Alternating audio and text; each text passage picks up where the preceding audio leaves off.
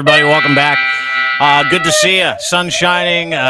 Things change. Good things happen. Bad things happen. It's the day after the weekend, so we got a lot of stuff to cover. And I'm joined by people to help me cover it, including Lachlan Cross, 95.7 Cruise FM in Edmonton, at Lachlan Cross on Twitter, Ryan Lindley, Sheeple Shepherd Podcast, at Ryan Lindley on Twitter, and ladies and gentlemen, back by popular demand, live in Cherkasy, Ukraine. Please welcome the one and only Alex Dayrabekov, ladies and gentlemen. Alex, international hero, Alex. I was just telling you before we went live, Alex, that I was in line for a Ukraine fundraiser at a Ukraine restaurant to buy pierogies yesterday. And I actually had somebody come up to me and ask me how you were doing, just because he's watching this podcast and he noticed that I was in line, and he came up and he said, "Hey, you know how Alex is doing?" And I said, I haven't heard from him, but I hope to have him on the podcast this week. And he goes, "That's awesome. We'd love that guy." Yeah, that was a random listener that I've never met before coming up to me in the middle of that lineup. So, wow. You're having an impact in Canada. Yeah, my town too. Every church here is pumping out pierogies from the basements on the weekends, which they do every year. Like they do it all the time. But now it's like on overtime, that production line, and you can't get an order in to save your life right now. You cannot order pierogies anywhere because they're sold out. You try and phone, sold out. We waited 2.5 hours for pierogies yesterday. Wow. Yeah. I was just telling Alex too. I was saying he's getting bombed and we're getting fat. That's the way it works. Anyway, Alex, how are you, brother? How you been? How was your weekend? Like, I was watching some of your videos. I want to first get a couple things out of the way. Really nice things. Beautiful walk you went through on the weekend with your family. I want to find out how is Arthur doing, and I want to know how your wife is doing before we get down the road of the sad stuff and the good stuff too. Well, hey guys, and thank you for watching this, and thank you for all the good things you are doing and the support and the words. Well, the weather is getting better here. It's sunnier, and I'd say that the spring is coming. We all feel the spring is coming, and by spring I don't mean just the spring. The spring, I mean the end of war, the end of that empire of evil eastwards. So the spring is coming. We feel it. It's still cold. It was like plus 9 degrees over the weekend, but it was still freezing cold. I mean, my fingers got frozen without gloves. But it's sunny. But it's sunnier and it's better, and it's warmer. When you say spring, I love the alliteration. There's not even really alliteration. The is it allegory? Is that the word I'm looking for, Ryan? The allegory. We'll look it up. Look it up while we do. Producers to look it up. Thank you very much. Metaphor. Yeah, it's a metaphor. Yeah, it's a metaphor. Sorry, thank you. Metaphor. Yeah, Alex. Do you want to finish my question? That'd be great. But I love the metaphor of what you're talking about. How are you feeling about, I mean, we're 27 days in, you're in the center, kind of like the center of Ukraine. So you're not in and around where the action is, although there's action around you. But what's your spirit like? Obviously, you talk about spring, and not just the spring, like the physical spring coming around, but the spring of the Ukrainian people. The rumors that we're hearing about, Putin being down on his luck, the rumors that we're hearing and the videos that we're seeing and the hope that we're seeing coming out of the Ukraine is incredible for us over here. It's very buoyant. But what is that to you? Like, how are you feeling, and what's the feeling like with the Ukrainian people today in Ukraine? Starting from day one, I've been absolutely, meaning 100%, not even 99%. 100% confident that we will win. There is no other way. We are the truth. We have the truth. We hold the truth. We just got to win. Of course, lots of suffering happening, and will continue happening, unfortunately. Lots of people will die, and lots of damages to our country. But there is no other way. We just have to stand. And the President Zelensky today actually said something like this: Russia puts ultimatum. Ultimatum The only ultimatum is that we all die. Only after we all die, this ultimatum will be complete. So we just have to stand.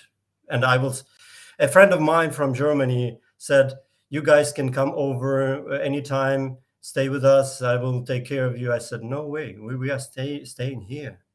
And this is not the only time we've been offered this. We are staying here. We are not leaving. This is the spirit. Yeah, it's the spirit. So it hasn't crossed your mind to leave? No, not once. Yeah, no, not once. You know what's interesting about the negotiation? I find it fascinating is that I guess on some level, Alex, I think your country feels obligated to, your authority figures feel obligated to sit down at a table with these people, when the only option is get the fuck out of my country. How are you feeling about the news you guys are getting about the ongoing negotiations with Russia? Like, are you proud of how the authority figures, your president Zelensky, how he's handling them? Or are you kind of at a point where, why are we sitting down with these people? They just get out. That's the negotiations. Get out of our country. And it seems to be the message that they're sending to Russia. That's a good one. Actually, I'll start from afar. Is that, the nation has united. I think it's in the history of Ukraine, it's the first time ever we are united so much under the leadership of Zelensky and his team. And we truly believe him and the team. 93% of Ukrainians trust what I just said. They have the same confidence that we will win. And we trust everything they are doing. In terms of negotiations, there's no pink glasses, wrong illusions about it. I think everyone understands that negotiations will only lead to some humanitarian corridors and exchange of what do you call the people who are detained? Prisoners of war. Yeah. So that's it. Nothing else. Because what kind of negotiations can be with the terrorists? They are terrorists. They want to kill us. What kind of negotiations? So nobody trusts them. The negotiations continue, whatever stage is, and we continue fighting back. And now we are starting counterattacking them and pushing them a little bit, but already pushing them back to the borders.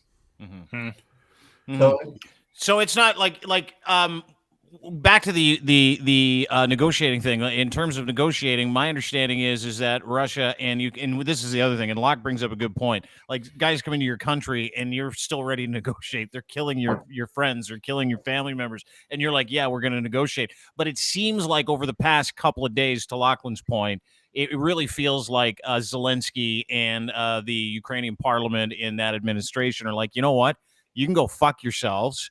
We're not giving you Mariupol, but because I believe that was one of the stipulations for the Russian people. They're like, hey, listen, get out of Mariupol, and we might consider stopping bombing this beautiful country of yours. And they're like, fuck you. You keep bombing the humanitarian corridors. You're not getting that. And then I read this morning that not only did the Ukrainian people and the government say no to giving the Russians anything, but now they're saying, here's another one. We want Crimea back, and we want fucking Donbass back. We want all of it back. Is that? Are you hearing the same things? Is that kind of what's happening right now?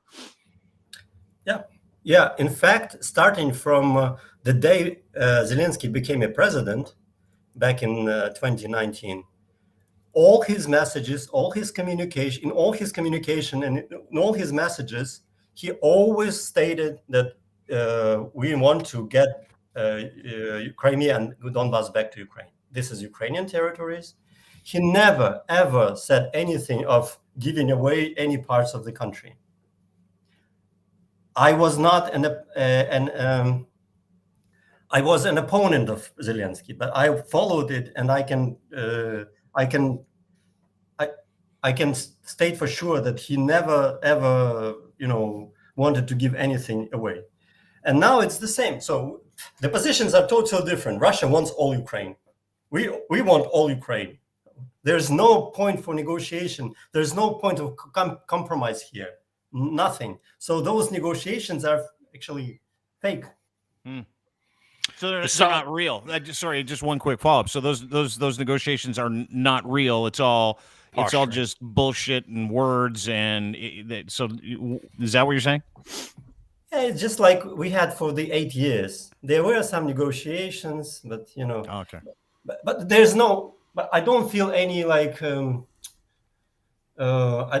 don't feel that Ukrainians are kind of grumbling or about those negotiations. Ukrainians are calm. Yeah. And we are just waiting. We are led by the president and his team, and we are okay. We are not like opposing.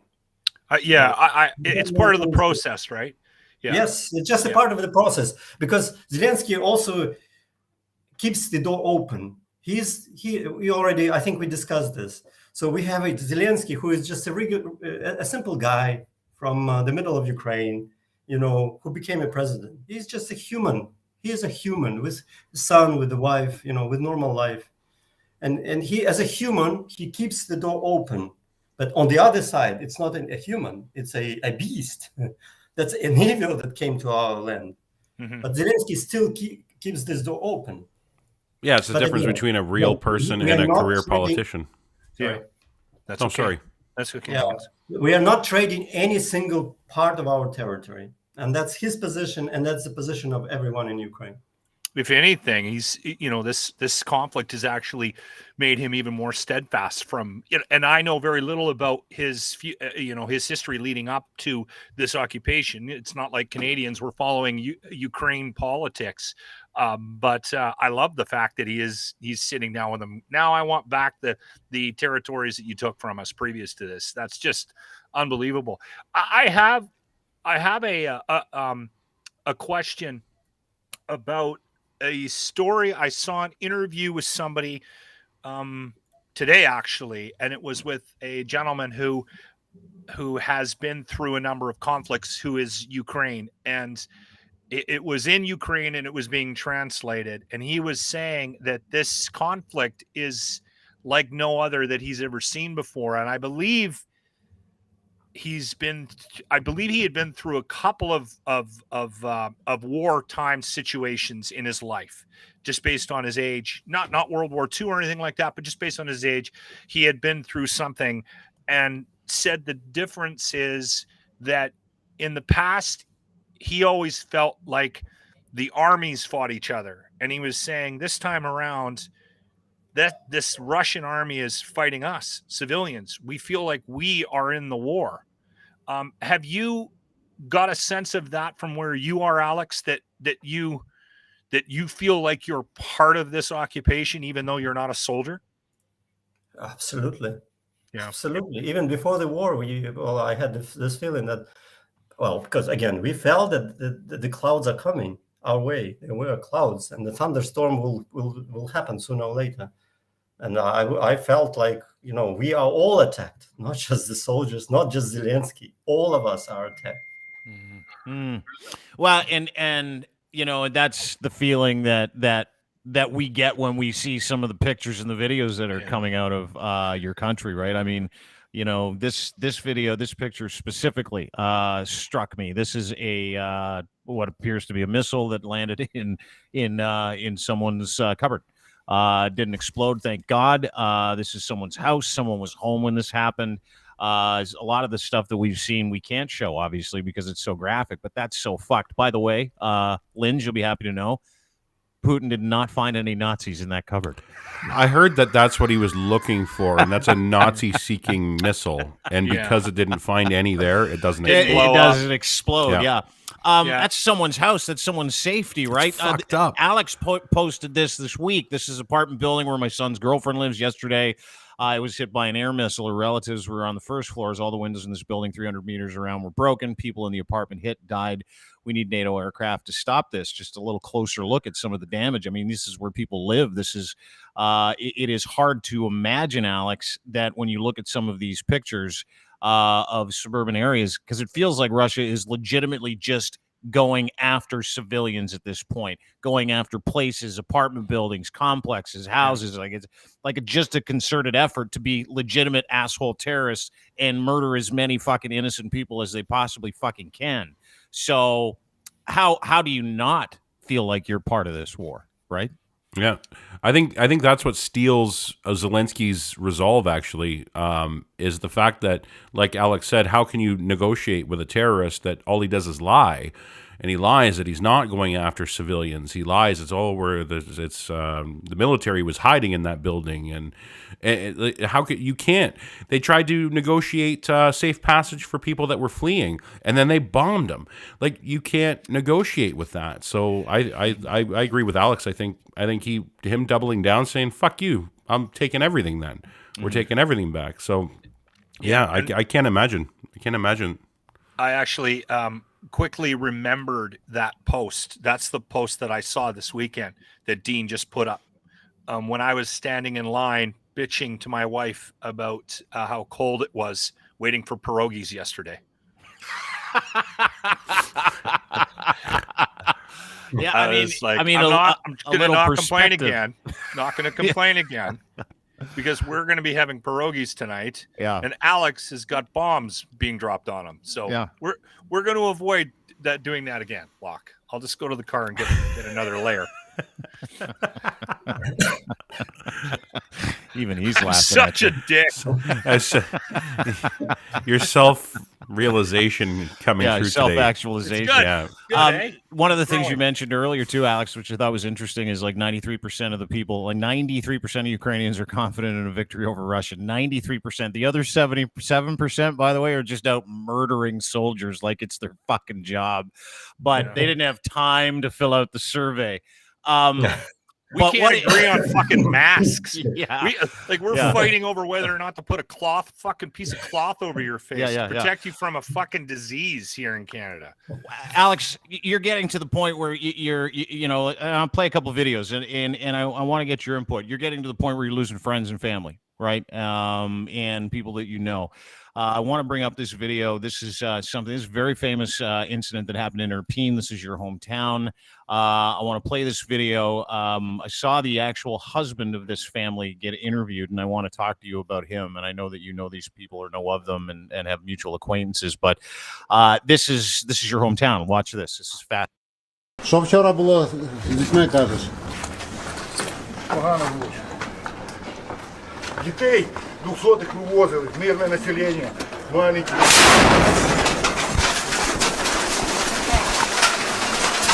Oh, fucking film.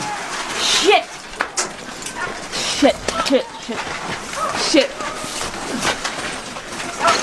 Come on!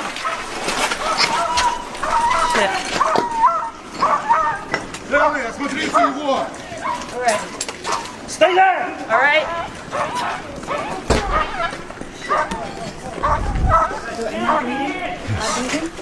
No, okay.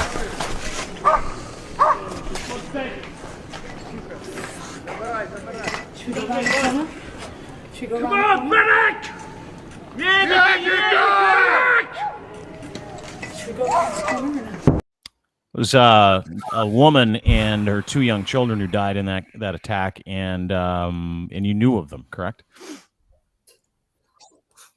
Actually, I can briefly tell you the story. This is one of two roads that lead from Irpin, where I lived, to Kyiv, and I would use this road every day. I know this place. So the guy, the story is really sad. The guy actually fled from Donbass, from Donetsk, back in 2014. So this is a Russian-speaking family that evacuated from Donbass when Russians came there. And they found their new life in Irpin. And they bought an apartment which is next door to my apartment complex. So my windows of my apartment actually faced their windows. And on March 6th, they decided to evacuate because it was the Russians started bombing our area. They bombed my apartment complex and they bombed their apartment complex. So his wife, 2 kids, and 2 dogs actually walked 4 kilometers, around 2.5 miles, to that place, and that's when they were hit by a bomb. And he lost all of them in one instant. Jesus Christ. And by the way, the guy actually, at that specific moment, he was in Donetsk. And to remind you all, Donetsk is, for the past 8 years, it's an occupied territory in the east of Ukraine by Russians. So he had his mother in Donetsk. So he actually went to see his mother because mother was sick with COVID, and she had like 50% of probability of death. So he came to support her, and he stayed there. He flew back to somehow he got back to Ukraine, to Kyiv. His family is dead. All his family is dead. Unbelievable. It's not like when you see that and you take it in, right? You take it in as a stranger. We do anyway. But these people live right next door to you. They're your neighbors. And it's not just those neighbors, right? I mean, the video that you sent me, and I want to play this video for you again. Not as graphic, so I apologize. Probably should have given people a graphic warning before that last video. Yeah. But this one, I want to play it, and then I'd love for you to kind of explain this one to me as well, if you can. Thank you.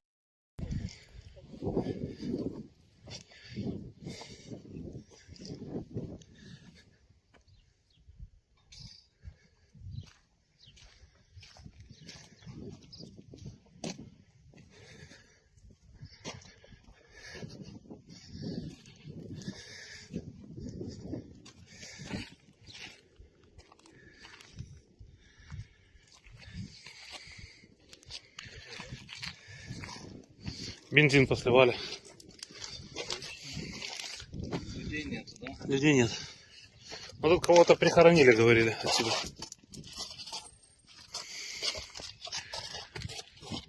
Рылись, да, в сумках кто-то. Икона. Детское кресло. Диты. Это жесть. Так вот, диты, смотри. That's a sign that said kids. Yeah. That's a sign that said kids on that fucking window. So what is that, Alex? Where did you get that video from? This actually happened on the same day with that previous incident, on March 6th in the morning. I don't know the word for when cars go one after another. We call it a column of cars. Yeah, caravan, column. Caravan. Yep. Yeah, caravan of cars. 12 cars departed from my apartment complex, where several families agreed that they need to evacuate. By the way, I had warned several times our entire group of people in our apartment complex chats. On March 4th, on March 3rd, I warned everyone, please get your belongings and leave this place. This is a war zone. So finally, this group decided on Sunday morning, they decided to leave kids, women, belongings. And they went, and it happened close to that place where that bombing happened. So they were going on the road, and 20 Russian SWAT. So that was part of it was SWAT, part of it was just junior guys with little experience, military experience. So they actually didn't even stop them. They started shooting at them, and you guys saw the holes in the windshields, in the doors. They just started shooting in them.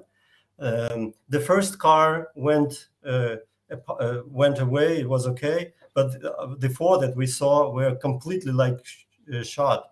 And Several people were killed on the spot.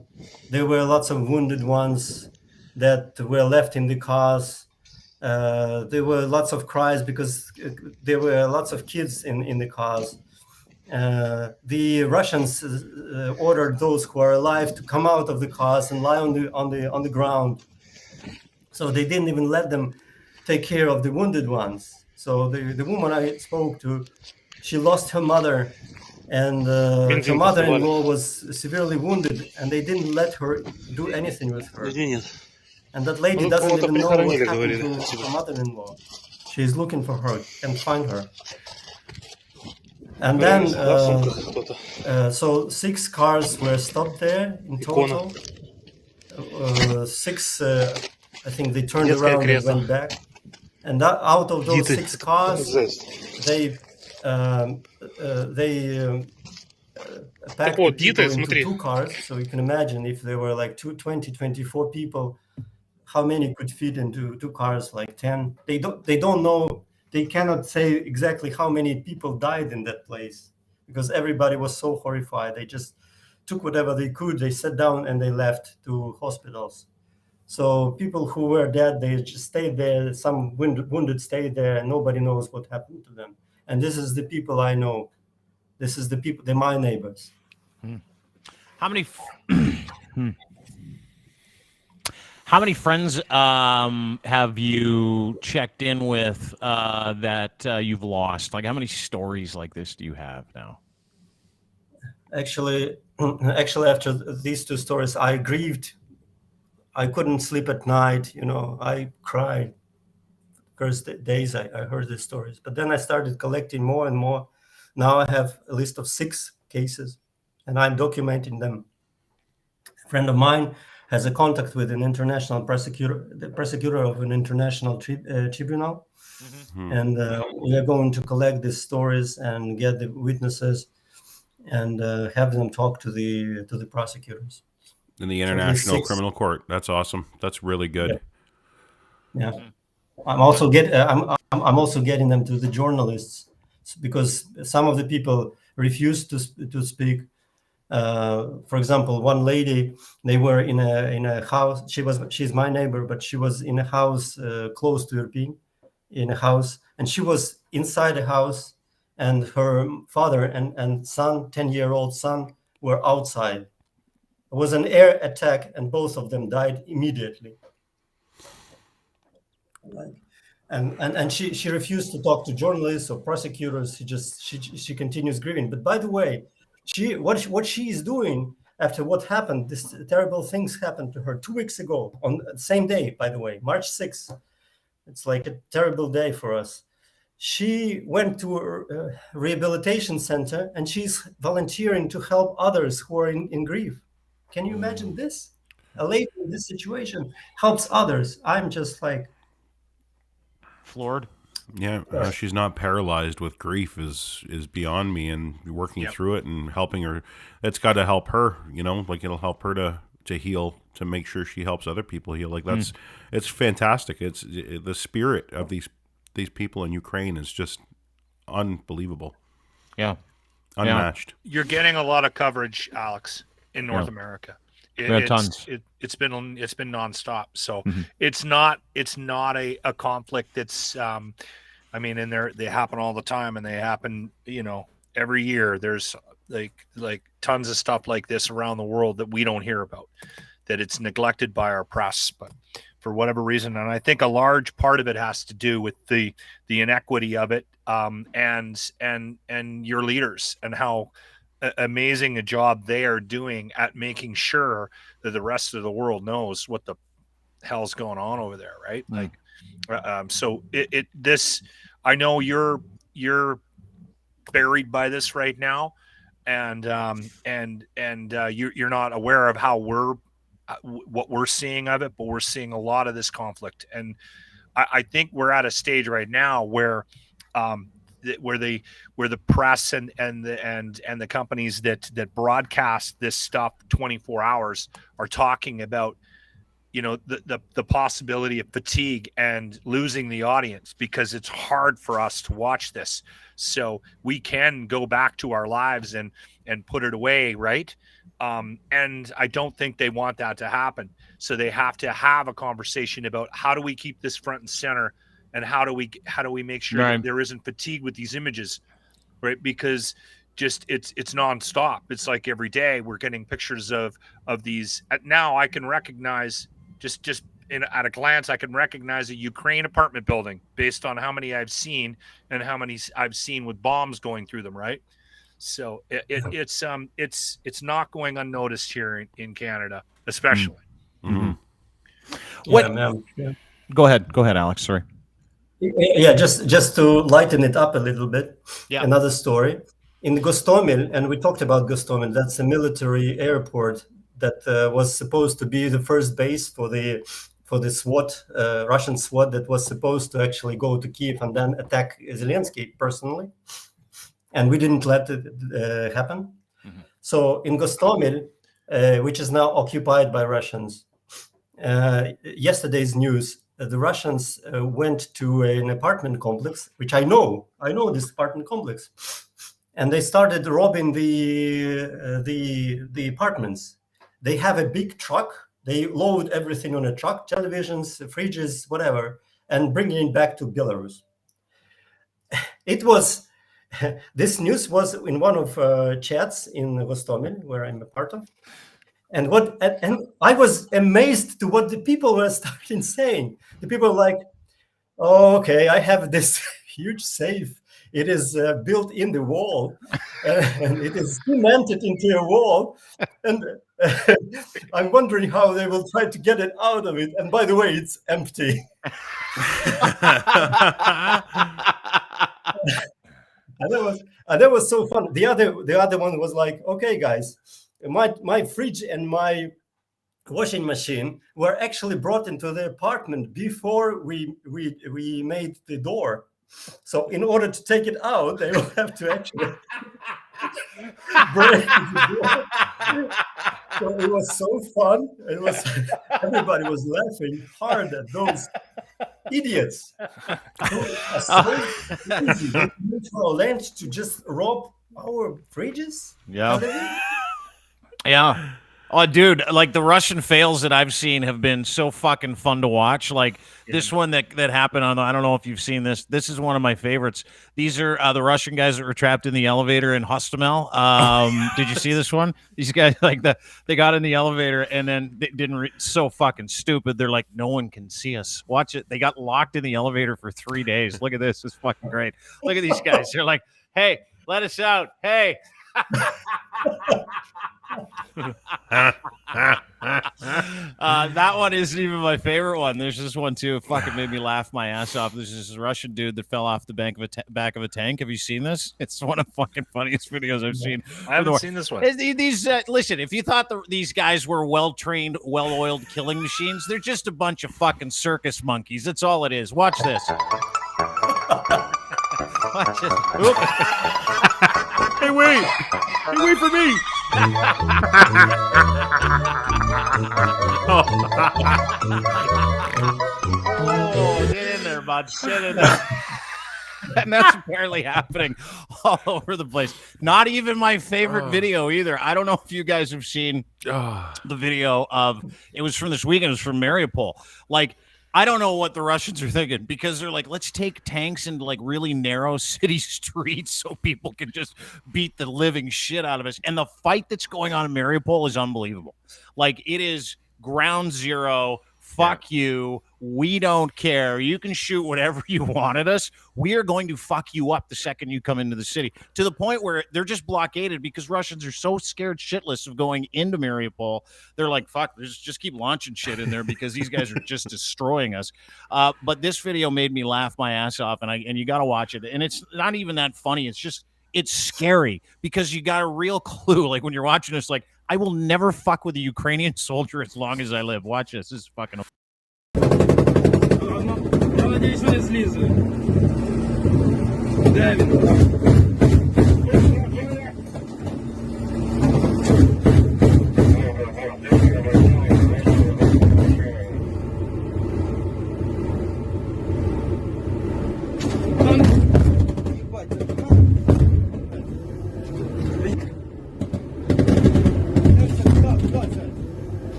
just like an absolute fucking fisting. When you see those videos of like Ukrainians coming out of nowhere, Stop hitting him. He's already dead. they're using like a little screen, right? I don't even know what that is. It's got to be a drone. And these Russians are like, where is this fucking coming from? You know, how does that make you feel when you see that shit, though? Fucking, it makes me feel so happy to watch Russians die. I don't know why. Same here. Same here. I love it. I love it. By the way, the guys who are fighting there, they have a very strong reputation of probably one of the best special forces in Ukraine. Who are they? Who are those guys? They're called Azov. That's who they are. Yes, Azov. Yeah. And what is Azov? Who, like, how well trained? Because these guys they're dug in. They keep like that city is just being raised, and they're like, just put your head down and come out and fucking go for it. And it's incredible to watch. Yeah, exactly. This is what I thought in the beginning of the movie. Oh, sorry, of this war. But there is a movie called Airport, and I don't know if you heard the story about Airport, Donetsk Airport. That is an airport that was supposed to be taken by Russian back in 2014 in the first place, because there they would land the troops to attack the other territories. But our guys kept this place for unbelievable 270 days. 270 days. They kept this airport. Jesus. And I was like, well, if we can keep an airport for 270 days, how long we can keep the country? We can keep it for years. Well, that's what's happening, Alex. I think Ukraine is kind of like that beehive, right? Like, it's just sort of sitting there. It's on your garage. It doesn't do anything, and they get honey. And then Russia came over and started poking it with a stick, and it's like, oh, hold on. These guys are fucking us up. Yeah. I don't want this. Yeah. It's fascinating, dude. Like, we don't know what to think, obviously, other than the things that we see and we hear, and when we talk to you, we get a better picture of it. But that 93%, is that pretty shared? I mean, like, is everybody in that country like, you know what? This ends when we get our fucking country back. This ends when those fucking losers are out. That's when this ends. And because it feels like the mood has really shifted in Ukraine. Like, it's gone from stop, please stop, to, you know what? Fuck, we're in it. Now we want our shit back. Is that pretty standard feeling among Ukrainian people? Yeah, well, I'm in different groups and chats with different people in Ukraine. And I can say, again, can confirm that Ukrainians are united as never before in entire history of Ukraine. Not just, my life. Yeah. I've never seen, even those who were, neutral, or even those who were a little bit pro-Russian or brainwashed by Russian propaganda, they now are clearly seeing that what is right and what is wrong. And everybody, even though I speak to with lots of those who lost their homes, lost their close ones, and everybody is united. We will win. We want to stand until the end. By the way, I did a mini poll on my Facebook page. Of course, it's not so representative, but still, I would confirm that out of 30 people who replied, 29 said we want to go to the end. Because the two questions were: we end the war, now, but later we will get probably a worse war, or we fight to the end with lots of devastation continue. Most of the people went with option number 2.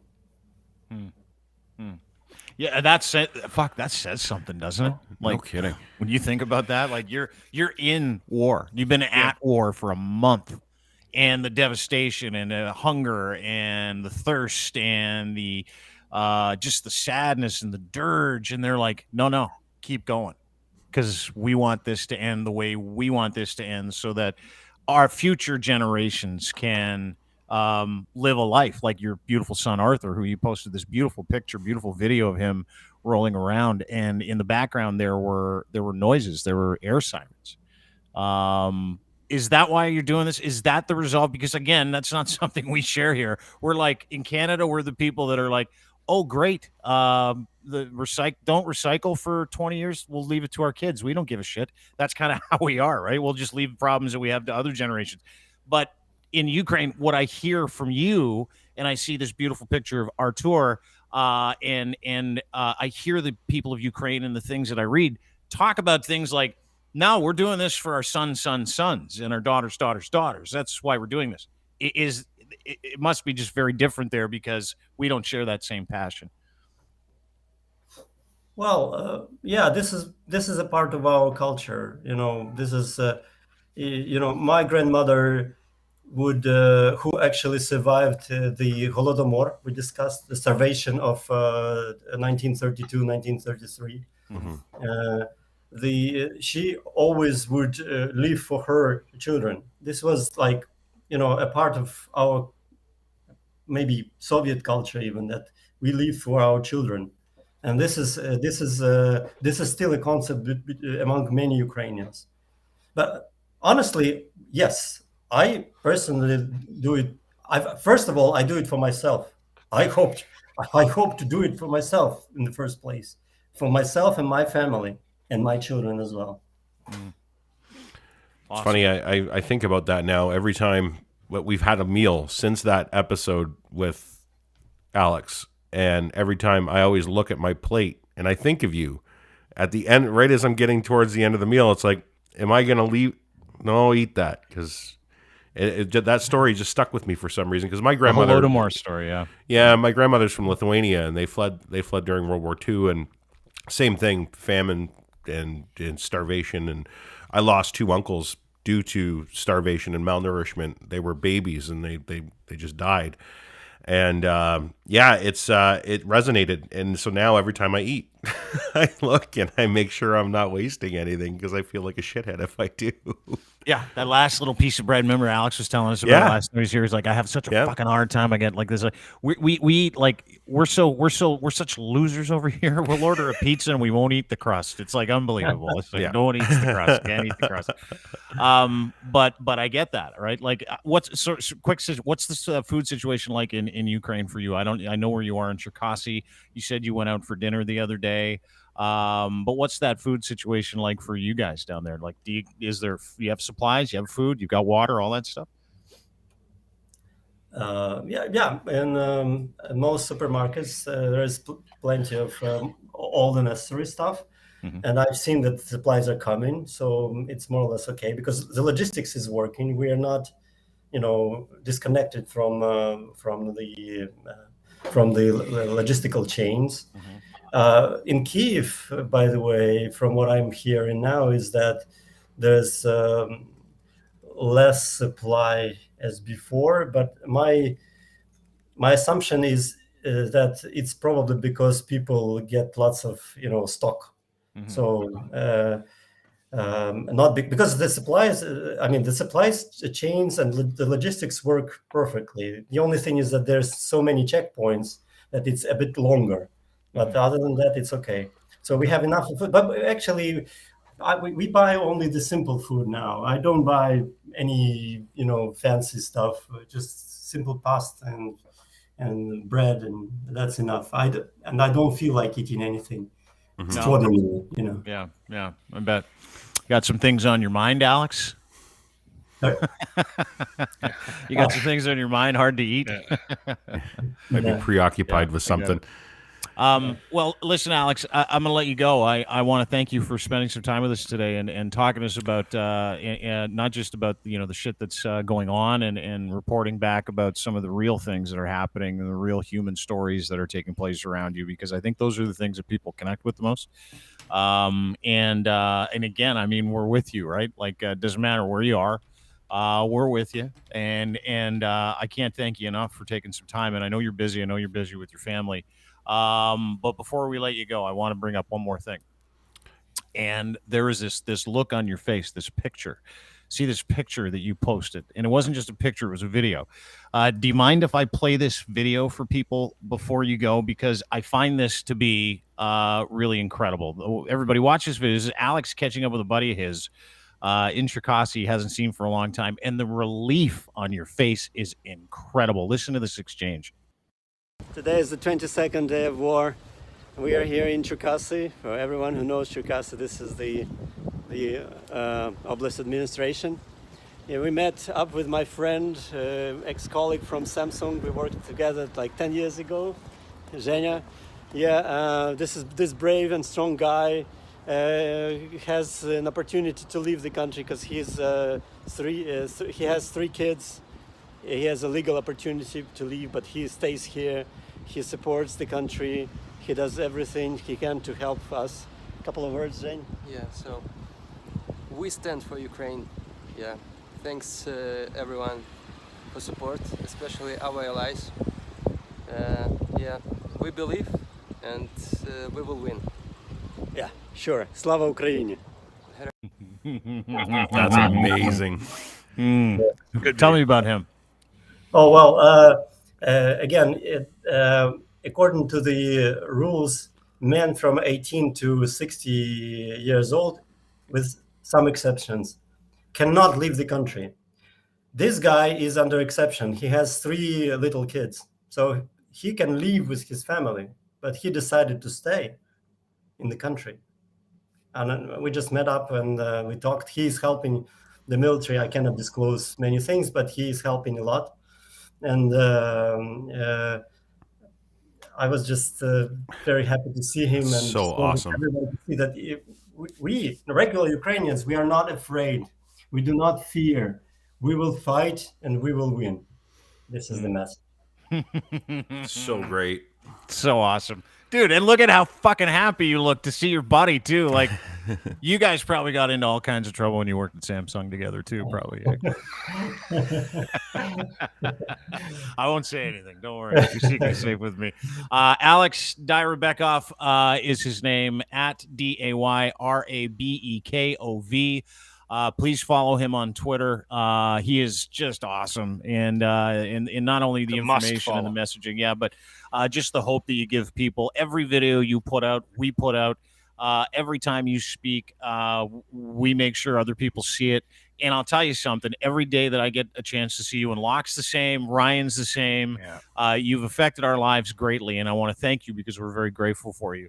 Very, very grateful for you over here. You're giving us some perspective, Alex. Mm-hmm. Yes. Thank you, guys. Thank you, Dean, Lachlan, Ryan. Thanks, everyone who watched us. Thank you. You're welcome. We'll talk to you soon. Alex. We love you, buddy. buddy. We're talking again. Don't go anywhere, buddy. We're talking again. We'll talk to you soon, Alex. Take care, buddy. Alex Dayrabekov, ladies and gentlemen. My friend. I fucking love that man. I do too. I want to be like him when I grow up. Yeah. Yeah, right? He's something to aspire to. His empathy and his drive for others and not himself, not even as like he's just such a noble man. You know, he's a man. We're a bunch of boys. He's a man. That guy. That's man. Man.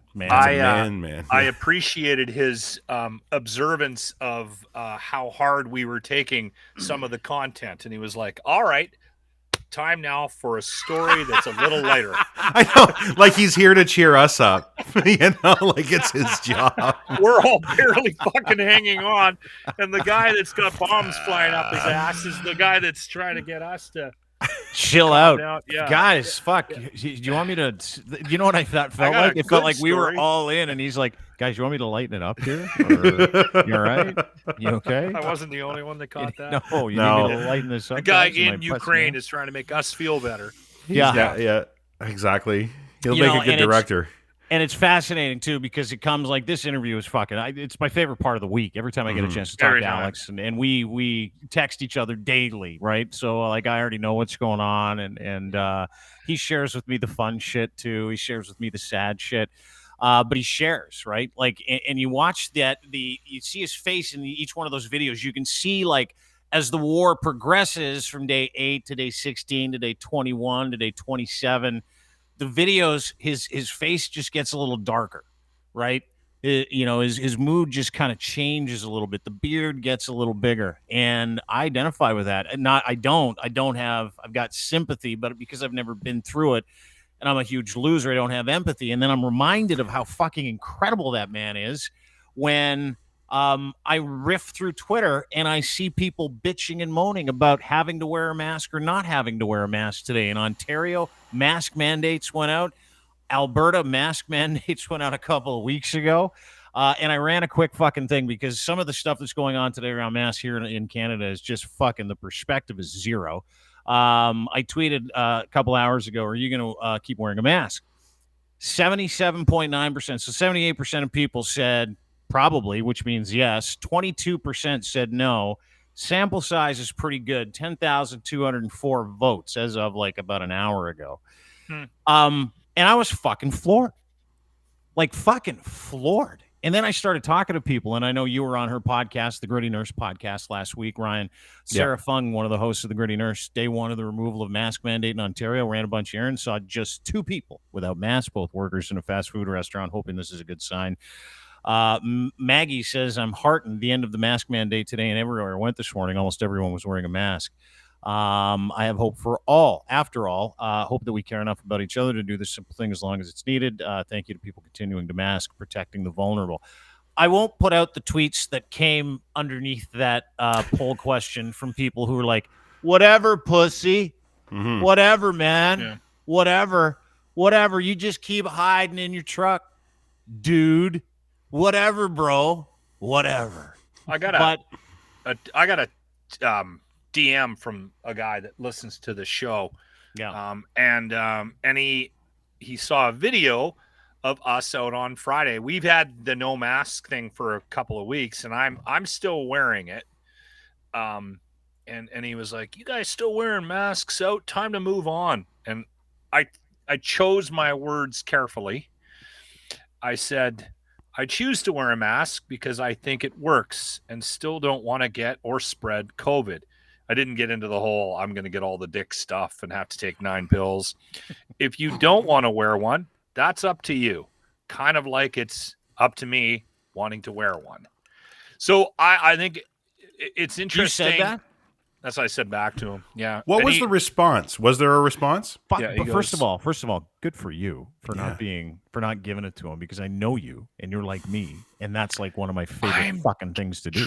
Trying to desperately not be that guy right now. I just got a very passive aggressive email just before we went on from somebody that I work with, and it was all I could do not to say something awful. Well, the floor is yours. There's now. enough shit happening in the world right now, right? That we don't need that. And I'm good at it. I'm very good at that part of life, but I've been desperately, I swear to God, I know sometimes I slip in my attempts to be a better person. But I have been trying to. And I think a lot of it has to do with things like realizing that I haven't got bombs flying through my fucking kitchen right now.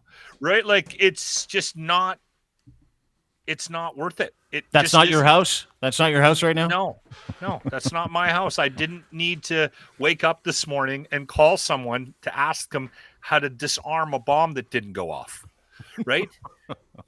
So, his response to my response was, I guess first chance I got not to wear one in stores, I jumped at it. So he's in Manitoba.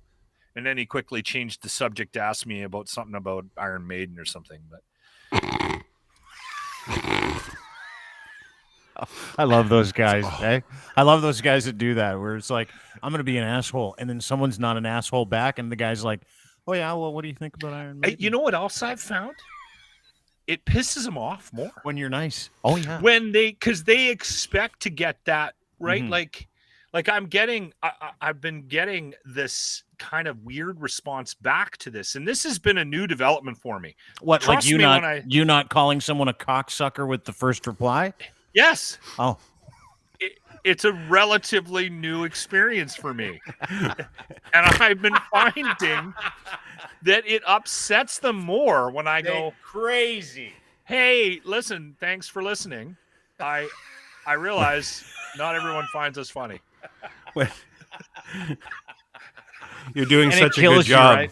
Like when you're typing that stuff, because I'm the same way now. Like I'll tell people to go fuck themselves for sure. Like the other day, you're good at that. Well, this dude you was have a like, his gift. name was Glenn. He had 2 N's. I'm like, no one fucking spells your name with 2 N's if they're fucking Glenn. And he came after one of these ladies that we work with, and it bothered me, right? So I just told him to shut the fuck up. But that felt good, and it doesn't happen very often. But when you get like hate mail from somebody and you're like, I have to address it because I work for my company and this is something I gotta do, and you're nice to them, it kills you to write that letter, doesn't it? Like each fucking keystroke kind of makes me a little more dead inside when you're like, thank you for listening, even though you don't like us. Have a great day. I don't want to hit send until I delete the whole thing and go, you know what? I didn't mean any of that. I hope you fucking get in a car accident on the way home and can never walk again. That's what I hope. Okay, let's unpack that. Yeah. I Wow. don't have the ability You got to do that.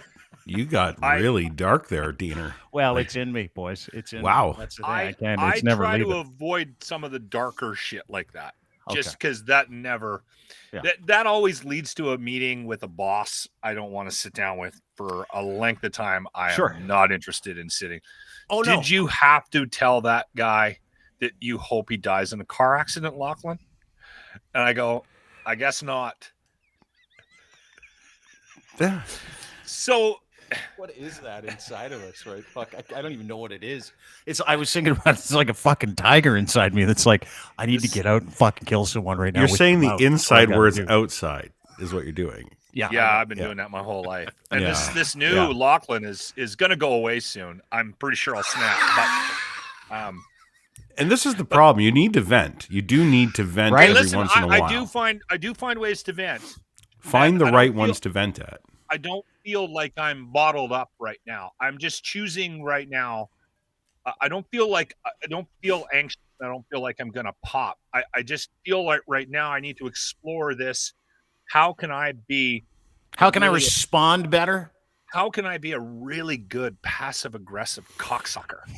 I love it. It's literally an art that makes Yeah. me feel good. Being Getting better passive at it. aggressive. Incredible. When Like you do said. it well, Hey- it's like the fucking dark arts of how to tell someone they're a cocksucker without them knowing. It's fantastic. Do you remember? Do you almost remember when we more first started pleasurable. hanging out, Lachlan?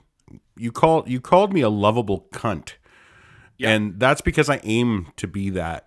Because I'll talk exactly like you say. I'll write that email with my mouth, but you're gonna see it in my eyes that I don't mean a goddamn Yeah. thing that Yeah, I'm yeah, saying, yeah. right? So you're really good at it I tried. because no one leaves an interaction with me going, that guy's not that Locke's not a bad guy, right? Like you.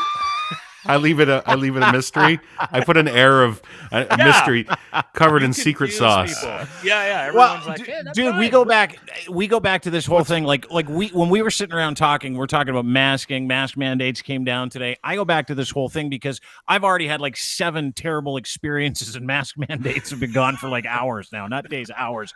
And I like grocery store this morning. I'm in a grocery store. And let me put this out to you, right? Like, and totally manage my response, manage myself. Because listen, the time for us to sit around and shoot the shit about whether or not you should be wearing masks or shouldn't be wearing masks, it's fucking over. Yeah. I'm wearing them. Science says you got to wear them. People that aren't wearing them are just wearing scarlet letters. Like the fact that you don't have a mask on, I just know you're a fucking idiot. Right? No one's wearing a mask in Alberta. Out in Alberta, I know it's like 90-10 No. the other way. This way in Ontario, it's 90-10 this way. Like everybody's wearing a mask, right? But the one thing, and you fucking touched on it, the one thing that everybody seems to really have a struggle, it's trying not to be in everybody else's shit, right? So I'm at No Frills. There's like, let's say there's 100 people walking around and I'm just getting pantry shit. I'm like, I'm wearing a mask. Everybody in there is wearing a mask. And the people that weren't, maybe 2 or 3, this was the look on their face the whole time. Yeah, see, that's what I'm Look hoping at me. we get past. Look at me now wearing a mask. Look at you, Because- sheep. Look at you fucking losers. You know what? Finally, life came to me. Fuck you. You know what I want to get And to I a point. hated them inside so much. Yes. Like when I was walking by them, I'm Yes. like, I want to grab a pork tenderloin and I want to hammer it up your cornhole while we're standing in the meat section because you just have this shitty fucking shit-eating grin on your face because like all of a sudden you don't have to work. Like if that does it for you, if you get power, That's and that if you darkness think- again. yeah, you're just a dumb cock. Like that's all you are. the thing that I want to get past is those feelings on both sides, right? And I think we need to all work at it. That guy needs to, like, he hasn't been out in 2 years, so he's just happy he's allowed in Shoppers now, right? So it that needs to go away. And then the look that people give people that don't have a mask on also has to go away, right? Like, it has to happen on both sides, because at the end of the day, who cares what Dean does at No Frills if he wants to cover?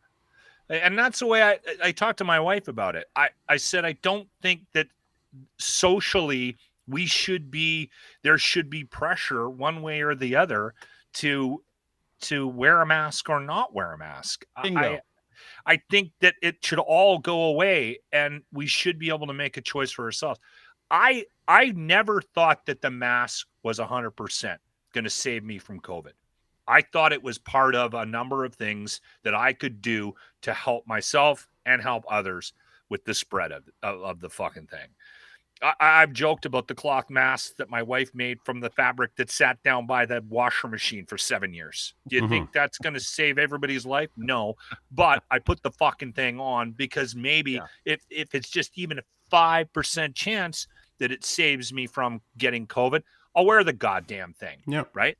We're going to be traveling in May. Actually, we're coming out to Toronto. I'm hoping I can get to see all you fucking guys. Oh, my God. We're going to party at my house. Let's do it. I'll get the food. Wrecked. We'll do a Saturday. Let's do it. We're doing Saturday. We're doing a pork knuckle over here. Maybe a nice salad and some kraut. Right. And I'm dead set that I will be on the plane with a full-blown N95 mask or something close to it. My wife got some there from China. I don't think they're full-blown N95s, but they it's like an N93. They're N93s. I'm losing 2%. Hey, can I bring something up quickly? Yeah, please. I hate to sure. Gears Ladies this harsh. and gentlemen, Lachlan Cross.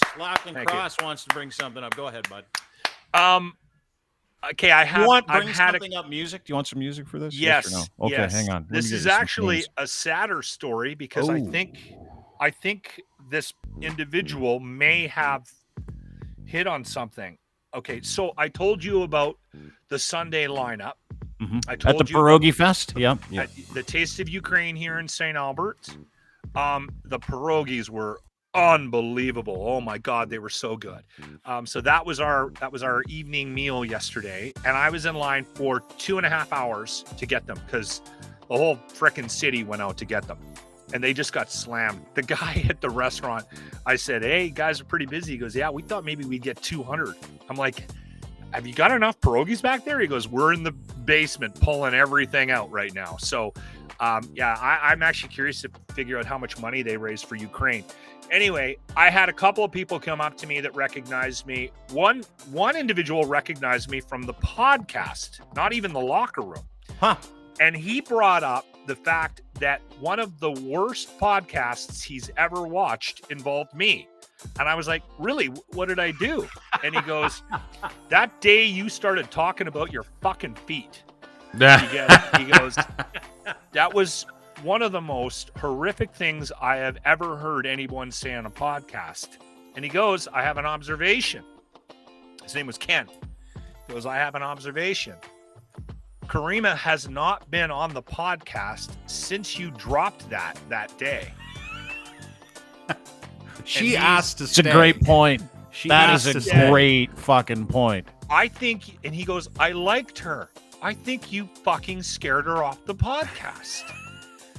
And I'm like, "I hope not, but I think you're right." Has she been on since that day? No.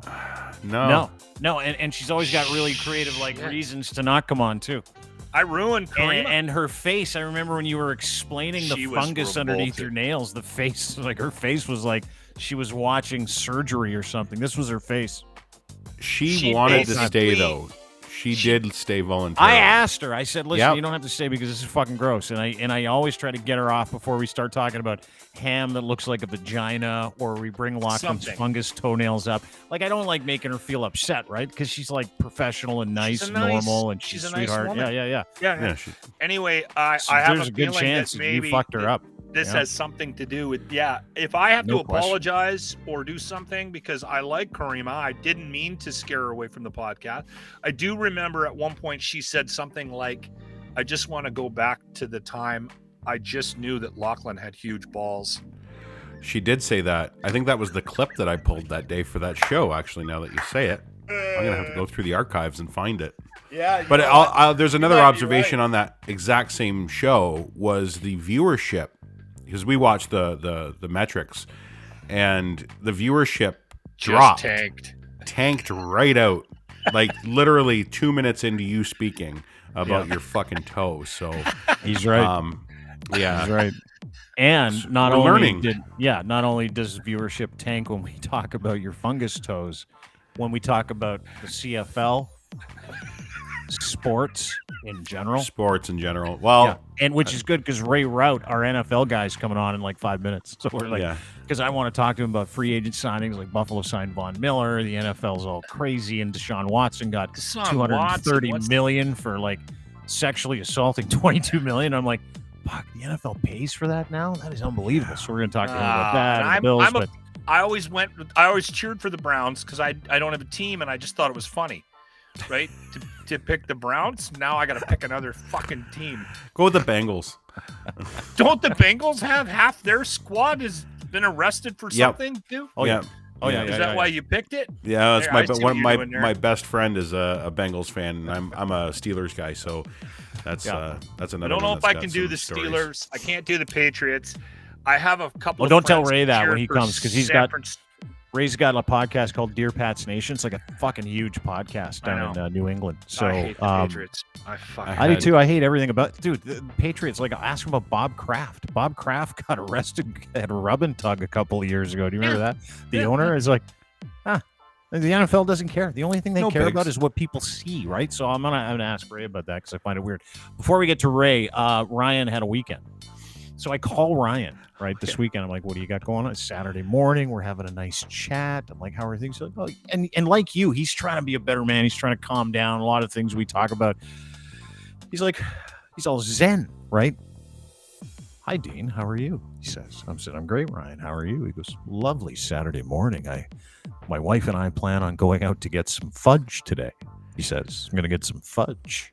And I'm like, it's cool. Like, just a lot of stuff that bunch of honkies do then, right? Just going to get some fudge and do some shopping. And he's like, it's matter of fact, shopping. He's going waspy shopping. Kind of got a nice little Saturday plan. Yeah, that's exactly the aim. Is we were going to Niagara on the Lake. It's this kitschy little fucking artsy, beautiful town. Yeah. Maybe get some sheets, a couple throw pillows, candles. Yeah. Some organizational beeswax, something or other, I'm sure. Something needlepoint, possibly.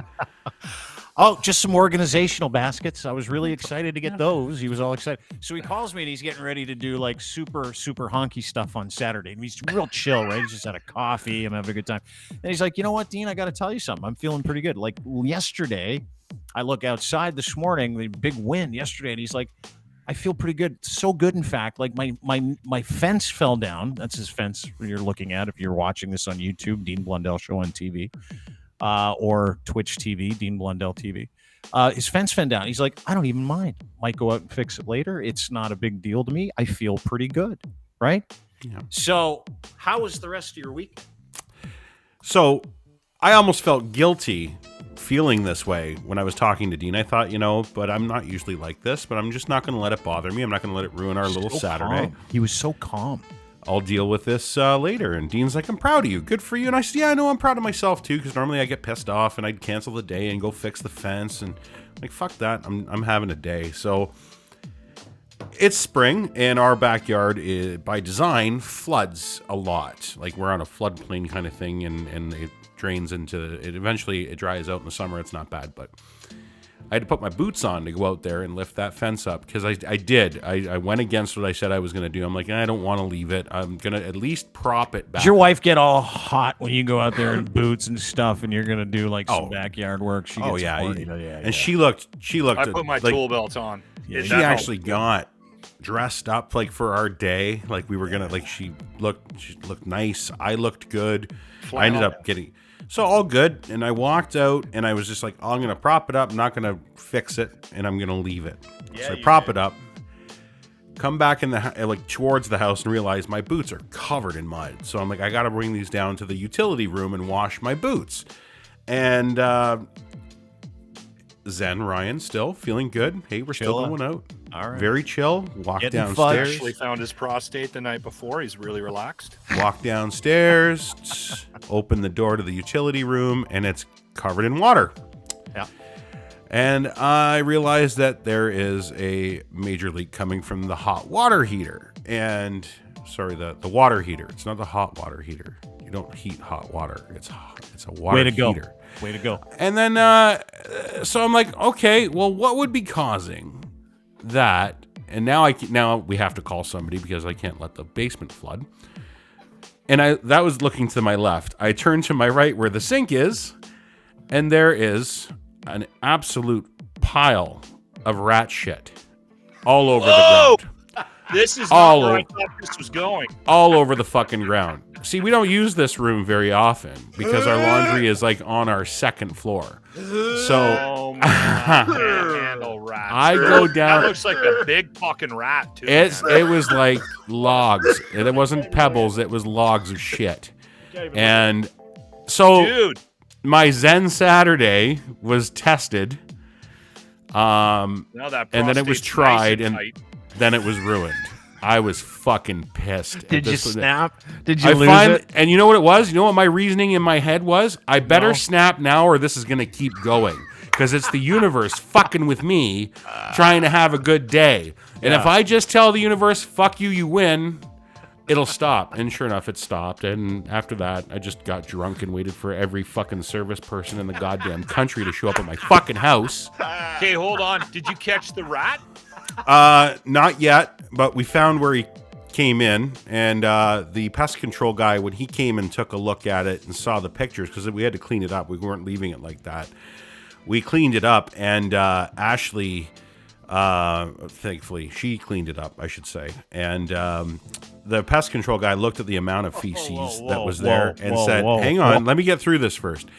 He said that looks like a lot of rats. He goes, that's a big amount of shit. He says, so when he went down, he put these crazy bait stations, because there was a little mouse one down there. He goes, oh, that's cute. And he brought this big fucking thing that was the size of a fucking birthday cake and put 3 in them in that fucking room. I'm like, dude, like 3? He goes, you might need more. I'm like, what? So... yeah, this entire house is now covered in these fucking traps. He says it'll take about a week, and you'll start smelling some shit. You're gonna have to find them once they die. You know what I would do? Smelling some shit. You know what I would do? I don't listen. I'm not exaggerating at all. You need firearms. You have no idea how much I thought of that, and I'm not saying if there is or isn't firearms in my house. Semi-automatic weapons, and the more the better. And I thought thought about buckshot. Sleep down there and just fucking. You what's hear funny? Anything? Just unload. It's really funny because I literally thought buckshot. That's buckshot. I could just sit with that door open. We got to replace the water heater anyway, so if I shoot it, who gives a fuck? That's right. And if I see that motherfucker, somebody's calling the cops because of the noise that's coming from the inside of the house. First of all, it's so Guess fucking what gross. We don't have in Alberta. Rats. Rats, you cocksuckers. We don't have rats. Did you know that Alberta does not have one Yeah. rat? Because they Rat-free went on like a province. rat killing call back in like the 30s or something like that? Because we're all armed. Well, where I live is it's suburbia hell, right? And Yeah, we it's tried like that in development, Yeah. like crazy. But can in we farm, go back to in this farmland. picture of all the shit? I'm really trying to fucking stay away from that. No, I want to go back to the picture of the shit. Because I know this what you're is gonna do. underneath your sink. This is fucking so gross to me. Those are big turds. It's almost like in my mind like a human was going down there and taking a shit underneath. You know what? It's like Jimmy was in my Jimmy was in my utility room. You know what shit's that big? Rats. Rabbits. So you have rabbit-sized rats running around your fucking house right now. And we have rabbits. I don't know how. We have a problem with rabbits too in our Do you fucking really? backyard. Maybe we have it's a fucking everything. rabbit. Maybe you got voles. rabbits. No, you have a dog? that's a rat. Yeah, and he doesn't give a fuck. Are you kidding? He's whatever. Yeah, my Just dog's don't eat not my shit. fucking We're fine. skinny. They He's haven't such a made it to the front, to the upper levels of the house. We knock on fucking wood. Oh, We've been I hate okay. rats. So Rats and mice and voles and all that shit. That's you know how Bonzi loses his shit over snakes and spiders? Yeah. No problems. Rats, I am not. You don't like rats? Like if a rat came running into the room, would you scream and jump on a fucking desk? No, I would get violent. yeah, You get angry? We had a mouse running through the house one time, and I'm size 12, 13 feet, and I grabbed one of my fucking boots. Hey, good work. And I beat the shit out of the furniture, and the thing was running like this, and I was like, I had this fucking boot in my hand, and there was holes in the wall. I say broke. $12,000 in damage. I swear to God, I did a couple of grand worth of damage, and that fucking mouse was just like whoop, whoop, whoop, whoop. Did you get him? Jumping up and no, I didn't get it. Of course I didn't. Dude, it was like about 5-6 years ago. My ex-girlfriend, we heard something at the cottage in the rafters, and she's like, "There's something in the rafters." I'm like, "It's probably a mouse." She's like, "You got to kill it." I'm like, "No." She's like, "I'm not gonna be able to sleep unless you kill it." I'm like, "I guess you're not sleeping." And she's like, "Are you afraid of I that?" would not She goes, have slept in that house. She goes, "Are you afraid of it?" And I go, "No." Yeah, I was. Like, I would have burnt that house down I'm before more afraid of that than I am of you. So that Yeah. stays. Strangely enough, that was actually not true. But anyway, so I went out and got these things called glue traps. You ever heard of glue traps? Oh God, yeah. The most inhumane shit you can ever do. It is fucking unbelievable. So I got glue traps, and I put them 7 or 8 glue traps. And the next weekend when I came back to the cottage, there were literally 60 dead mice or dying mice attached to one had chewed his own leg off. Yep. Yeah, I would have. And I'm See, like, the thing is, this you want to is talk why about I fucking hate inhumane? these goddamn animals. I fucking hate them. I would have no got a problem bucket of killing those water, things. and I would have dipped the mice in the water just for like a minute or two, then popped out just to give them a little bit of hope. Then boom again, and I would have had zero fucking guilt. They are nasty fucking creatures, all of them. They're horrible. PETA is they going eat each to other. PETA is going to send us I don't emails. come over to the house. We'll have a talk, PETA. Come take them then. You fucking love them so much. Come get them because I don't fucking want them. Yeah. Oh man, I'll smash them with hammers. I will fucking beat them with sticks of wood. It was a horrible weekend. Their mice are awful, and rats. I don't even know how you can be 10 times comfortable in your house now. To be honest with you, how's Ashley? Is she freaking out because Ryan drinks a lot? Ryan, yeah, I drink a lot. Yeah, so I drink my way through these things. She has other coping mechanisms, but I don't. It does. The fact that I haven't found any evidence in the living quarters upstairs, like it's a finished basement, we never use it though. The only person that's ever stayed down is Bonzi, and this room was literally next to Bonzi's head where he was sleeping. So I'm guessing that's where Bonzi was. Did you have rats before Bonzi stayed? No, right? Just saying. Yeah. Might have been him. The only person that's ever stayed there is Bonzi. Yeah. So and it was in the room right next to where his head was. So why is that funny to me? Yeah. No, I haven't found any evidence of them here in the upstairs. So that's the only thing that's keeping me not getting the gun and sitting at the top of the stairs. You need to go get a gun right away. No, don't get a gun. No, go to Cabela's. I would drive there right now. Go to Cabela's. Have guns. It's like, have you seen a utility room? It's like 5x5. You don't take a gun in a utility room. Yes, you do. It's rats. You know what? And if it wasn't for the dog, it would be. I would ask. Put the dog outside. Yeah, put the dog. I'll You stay send it outside to for a couple grandma's of or days. something because. Yeah, we're gonna gas the house, and that's the first thing I said to the guy. Like, you're not getting rid of these today. Yeah. Like, you're not coming here to get them out now. He goes, no. He goes, they'll go in the thing, they'll eat the stuff, and then they'll dehydrate. I'm like, well, how long does it take for a fucking rat to dehydrate? Because I got a leaky fucking water thing here. He can drink, just keep drinking. Like, it's I don't even fucking know. I'm not a pest control guy.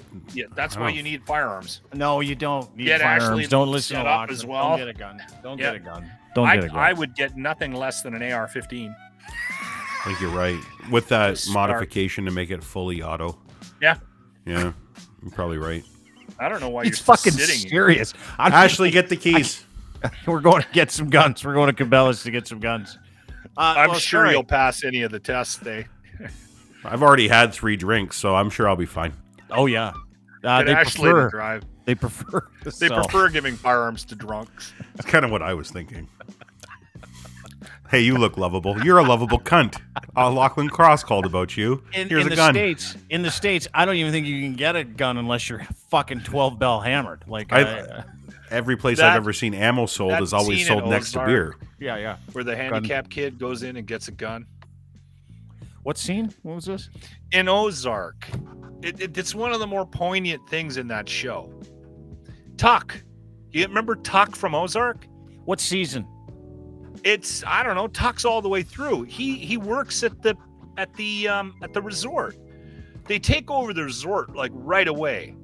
And he remember he almost sleeps with the girl, then she goes off the rails. Oh, and yeah. She takes some of his money, steals Yeah. some of the drug money, and goes on like a drug bender. Yeah. She employed one of the locals, Tuck, who is handicapped. Oh yeah, that's right. And his the Ozark, the main guy, Jason Bateman's character's kid got him to go because he was of age to go get him a gun.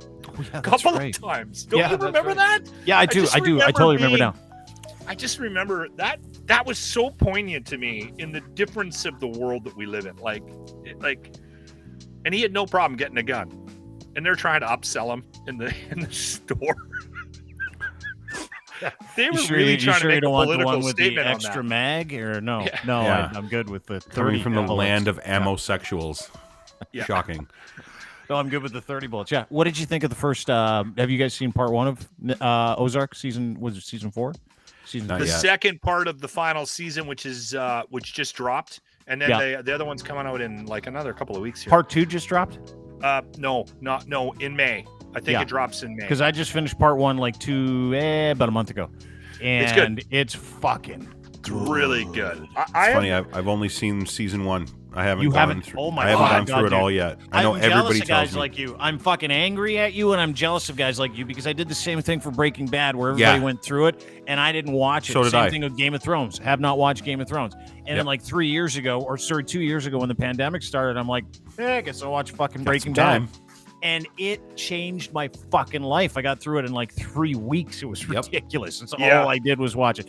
And so it's the same thing for this other show too. I feel the same way. I'm like jealous when I find out that other people haven't watched it. We started it, and it was at the beginning of the pandemic. We started season 1, and we loved it. But we're horrible TV people. Like we fucking like some. Oh, you got to watch your wife? this. Can I ask you a question? This is a serious question. This is very serious. This is for you too, Locke. You guys are both married. I may or may not be seeing someone a little bit. Yeah. Unbelievable. I can't believe that's you why. just dropped that. Guess May or may not. I called that about 2-3 weeks ago. We'll see. This We'll guy. see. We'll see. So when you guys are out there, when you're out there complaining that we're not doing shows on Fridays, it's because of Dean and his girlfriend. No, that had nothing to do with it on Friday. I was just fucking stop it. Stop it. I don't have a girlfriend. I'm seeing about something. Anyway, long story short, one of the things that I was thinking about is like now I get to watch any show anytime I want. Like I can binge. I don't have to stop. I don't have to fucking wait for somebody. Do your wives make you do that? Is that a thing in your houses? I'll let Ryan go first because he is still at a point in his relationship where they communicate and say they love each other. I shouldn't say that. My wife says she loves me all the time. The thing she with doesn't us, like to spend time with me. Ashley, and she'll be the first one to it. I'm trying to help you, Lachlan. I'm trying to. Actually, you're not going. Your wife's not going anywhere. Fucks himself. Let him fuck. Yeah, himself. his wife's not going anywhere anyway. It's fine. Ashley will be the first one to admit it. I fucking hate watching sequential shows with her, just because she's the person that is the minute she's on the couch, she's out. or she's on a phone, or she's doing everything possible. But she's the one that said, we need to watch this show, or we should watch this show, and we agree on the show. And then as soon as she sits down, I can't. If I'm watching a show, I don't want to be on a phone. I want to be there. I want to have light conversation about the show. Maybe if you're not, she'll sit with her back to the fucking TV on her phone. I'm watching. I'm paying attention.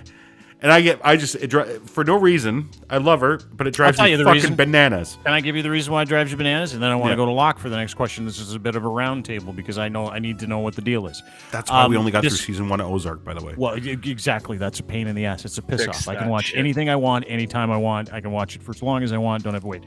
But actually, I'm looking forward to watching a show with like another human being. That will be weird. Where you're like, oh, someone's sitting. You're gonna hate it.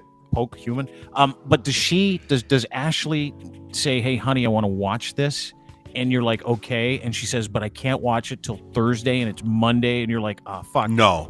And so but hold it, but when you get there and she's like, I really want to watch this, and you change your evening and you've waited to watch the show for a long period of time, does she then fall asleep and go on her phone, and that's why you get mad? Because you're like, listen, I did this for you. Not only am I behind 2 weeks in this show, but now you're not even fucking watching it. So I'm just gonna barrel ahead and not watch it with you. And then she's like, oh, I can't believe you're watching the show without me. No, it's not as malicious as you're making it there. That sounds like some more unpacking that Dean's doing on the show today. But we don't make plans to watch TV, but when we do, it's like it happens that day. But like, hey, this looks good. Okay, let's eat dinner and then we'll sit down and we'll watch it. And it's at that point that she'll get 20 minutes into it, and then turn, and then on the phone talking to this person, playing this game. You can't control that though. That's your own problem now. No, I fucking hate that. I know you hate it, but that's yours to deal with. Lachlan, can you please tell me, does your wife do this to you? Does she force you to wait to see shows? My wife and I, over the years, because we've been together, like I met her in 91 and we moved in together a month after I met her. They even have cable back then? I don't even know what we had, to be honest with you. You moved excuse me, you met her and then moved in together a month later. We had a date. It was July 22nd, 1991. It was so at the Commodore romantic. Ballroom. And we went to the Tragically Hip. That was our first official date. I met her maybe a month before that at a staff thing. And by September, we were living together. Wow. So you move fast, eh? Sex was good. Got married. You're a bit of a man whore, is what you are. We got married in 1994, and we had our first kid in 97. We've been together ever since. So over the years, we have watched some shows together. Not many, though. My wife's tastes in entertainment it's different from mine. And so we've had occasion to cross paths. We used to watch when there was more like sit down and watch a show on a Sunday night or whatever, there was more of that. There was more conversations about, hey, well, there's this show. Do you like Seinfeld? And so Wednesday nights we would watch Seinfeld. We watched ER for years. I remember I had to pull the pin on that because it was too much. I couldn't take it anymore. Yeah, I was going to say. So your problem isn't necessarily the Netflix thing. Your problem is you were forced to watch shows you didn't really want to. No, I'm not looking forward to. No. I if we agreed on a show, it was always okay. We now, because we have 3 televisions in the house, we very rarely watch TV together, to be honest with you. And I've actually had moments of guilt revolving around that because we'll have like meet a couple, friend or whatever, and then they go, oh my God, we're watching this show together. And I'm like, oh, okay, fuck, man. There's this new show coming out. Maybe we should try. And I have tried to dip my toes into shit that I don't necessarily like. Oh, it sucks. I know my wife. when you get like 8 episodes in, and you're like, "Honey, I've hated all 8 episodes. I cannot physically fucking do this anymore." I had to do that. I had to pull the pin with This Is Us because she wanted to watch that. How long did you last? Oh, I lasted a season, and just a weeping mess at the end of every one of them. It was awful. It was such a fucking horrible show. Yeah, dude. Anyway, now I'd rather go to like 12 AA meetings in a row. Well, then watch cookies and coffee. I know you're not. It's okay. Listen, there are certain things you have to do when you refuse therapy in AA. So It's quite the compromise. Very good. I got it. Makes You had to sense. watch This Is Us. Listen, I got to tell you, I'd rather go to therapy and AA than watch one episode of This Is Us. Oh, No me. fucking word of a lie. That is the saddest shit I've ever seen. Like every promo is like someone died in a house fire again. How many fucking house fires Yeah. are on this show? Yeah. How many I'm children are we shocked going to kill everybody off on this isn't show? Dead. Everybody should be dead. everyone on is this dead right on now. the show. Oh, are they really? Yeah, it's just flashbacks to somebody dead. Like the Oh. whole thing. Ray Route. Ray's got new digs. What's going on, guys? Don't even. Oh, he's got no hat on. Fuck, you look totally different. I don't even know Yeah, who the what fuck you are. This is professional, Ray. Do you want me Oh, to you're put at my suit work. You want me to put my suit coat on too? Fuck no. Yeah, so- No. How are you, dude? I'm good. How are you guys doing? I'm good. So good to see you. Ray Route, of course. Dear Pats Nation is the name of the podcast. You can get it anywhere you can find podcasts. He's a blogger at Newsbreak app. He's like one of the best in the world at it, and we're fortunate to have him. He's our NFL guy. Great to fucking see you. What happened to your hair? I have no idea that was your hair. This is my Yours hair. was Yeah, you a hat. guys just don't. I don't have a hat here. I can't Do wear you hats shave it to work. yourself? I Do you do it? Yeah, I do it all myself. But you have a that's full what head I'm- of hair, right? Yeah. So going into the pandemic, I had a ponytail. Like I had a But no, but I mean, like, if you grew that out, you have a full head of locks, No, right? That's like what he's I saying. had, pre-pandemic, I had a full ponytail. So guys Why? like me fucking hate guys like you because you're Well, just. that's your problem. Well, no, you know why? Because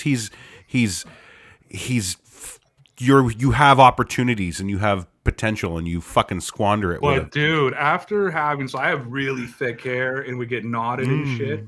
So after I had my wife cutting my hair during the pandemic and it all just went to hell in a handbasket and I just shaved it off, I was like, Champagne this is problems. so much Good. easier. So tell me Listen, what's Ray, easier. you do you. Don't worry about Champagne problems. Ryan over here, I Ray. love how Fuck. Ryan's upset that you shave your head even though you have full voluminous hair. And when you tell him why, you're like, oh, by the way, it's also very fucking thick. It is very just thick. just when you put it in, twist it a bit for me, would you? Love it. It's- Yeah, it's well, hot. you know what? You shouldn't have talked shit about my hats, Ryan. We wouldn't be going down this this thread. Well, free agency in the NFL was a bit of a fucking rip. I mean, Yeah. I want to get to Von Miller. I want to get to the Bills. I want to get to the Chiefs, Juju Schuster-Smith. But I really want to start with Deshaun Watson. What a fucking mind blower. Listen, if you read any of Ray's stuff, by the way, at DPN_Ray, follow him. He's a great follow because he does two things. Well, he takes care of the game and he takes care of the information. The other thing he does, he actually sides with like the right thing almost all the time because he's a fucking good human being. Explain how a guy who was hit with 22 civil sexual assault lawsuits, sat out an entire year with the Texans, basically in no man's land, out of nowhere a few days ago, signs a $250 million guaranteed deal.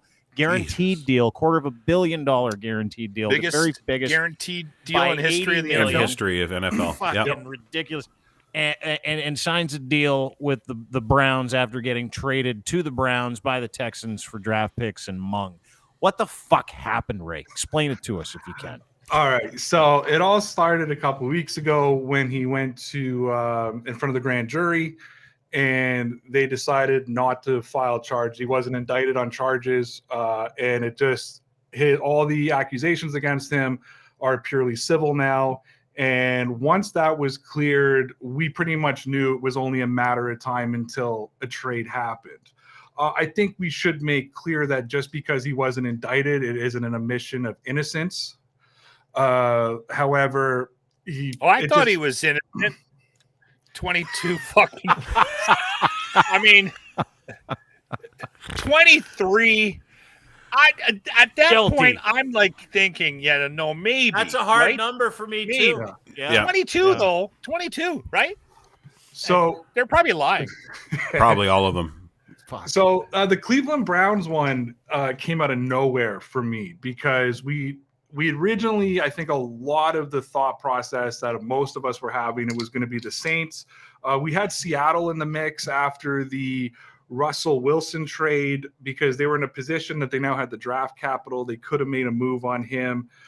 We heard a couple of other teams floating around. Carolina was making a big push. I mean, Carolina made it completely obvious what they were doing. They dumped and shredded so much salary cap to make room for Deshaun Watson. And then kind of at the last minute, the Browns snuck in there, and it became hilarious to me because then Baker Mayfield demanded a trade and they said no, which made me laugh even harder. It just turned into this whole situation. And then I believe it was on, God, I want to say Thursday or Friday, news came out, reports came out, and every insider out there was saying the Browns have been informed by Watson's camp that they're out. And that's where the whole shitstorm, that was Thursday, sorry. So the whole shitstorm went down last Thursday. Baker Mayfield wrote a goodbye letter to Cleveland, went to the team, said, hey, trade us. And they came back and said, no, you're going to be our quarterback now that Deshaun can't be here.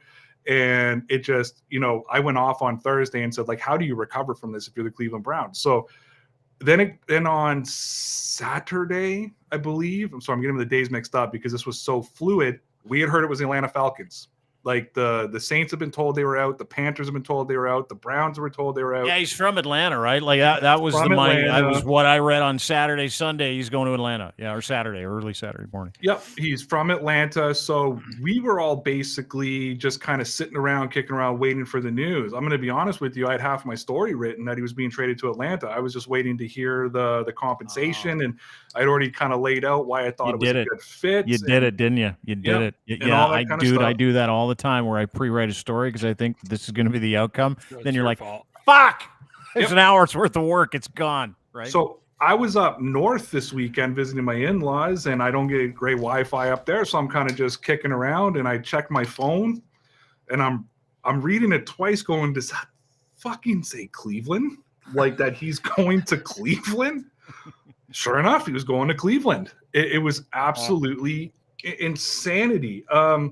So now we're at this point where the Cleveland Browns are being absolutely roasted by everybody for making this move. As of Sunday morning, over 1,000 donations have been made to the Cleveland Rape Crisis Center in response to them trading for Deshaun Watson. And one of the more, I think, interesting things that I've seen is the amount of Brown fans who are upset about this and are publicly stepping out, upset about them getting Deshaun Watson. Because when you've looked at other situations that have happened around the NFL, you look at the Tyreek Hill situation in Kansas City, it come out that he broke his son's arm, and there was a lot of shitty stuff he did. Same with Kareem Hunt, who kicked the girl in the hotel room, which in my opinion made him the best kicker in the NFL. The Kansas City Chiefs fans they defended him vigorously. There's still Patriots fans who defend Antonio Brown, who played one game for New England. So normally, like, the cities will get behind their guy. Not this time around. It's been brutal. But even more interesting, there are current NFL players who are calling him out. And I'm actually just trying to pull up the quote for you guys because I covered this in my podcast last night. And basically, he was calling he called the trade slimy. He called the contract slimy. So for those who don't know, Deshaun Watson, they converted all of his salary into $1 million base salary for his first year, which means when he gets suspended, and he will, I'm guessing 8 games based on the trend and the precedent set by the NFL. He's only going to get docked out of that major salary. He's only going to get docked 8 games off that $1 million base salary. His entire bonus is not affected by suspension. It's only the base salary. So Mitchell Schwartz, who was drafted by the Cleveland Browns and is now an offensive lineman for the Kansas City Chiefs, he wrote I'm just going to read the 2 things he wrote. He said, the Watson trade and contract still doesn't feel right to me. Do we have any clarity on the 22 lawsuits against him? From what I understand, the grand jury non-indictment doesn't mean much and surely doesn't absolve him. The $1 million base salary the first year feels slimy and wrong. And look, I follow contracts. I understand that most deals have a big signing bonus and relatively low base salary for the first year. Mine did. But this feels purposeful. He got paid millions last year and did not play as well. Dude, that's a fucking NFL player. That's a union brother. They never call each other out on contracts. And I have seen other blue checkmark NFL players who are currently in the NFL. One example is perfect. Calvin Ridley is suspended for a year for betting on a game that he wasn't playing in. And yet Deshaun Watson gets a major contract. And one of the most common remarks I see, which is I think the truest in the world, is the NFL claims the taunting rule claims that the taunting rule is in place because players are role models and kids are watching, and yet Deshaun Watson gets a historic contract. So that's the whole breakdown. I kind of have a theory why he ended up in Cleveland, and again, I'm just completely pulling this out of my ass. But when I saw that, and then I read a little bit, and I don't know a lot about contracts. I don't really get deep into the sports donkey. I like sports, but I'm not. No, a you sports don't donkey. dig into Sport Track all the time and No. check out all the clauses and all the non-guaranteed and the guaranteed money. It's only a $3.99 subscription to get the full go.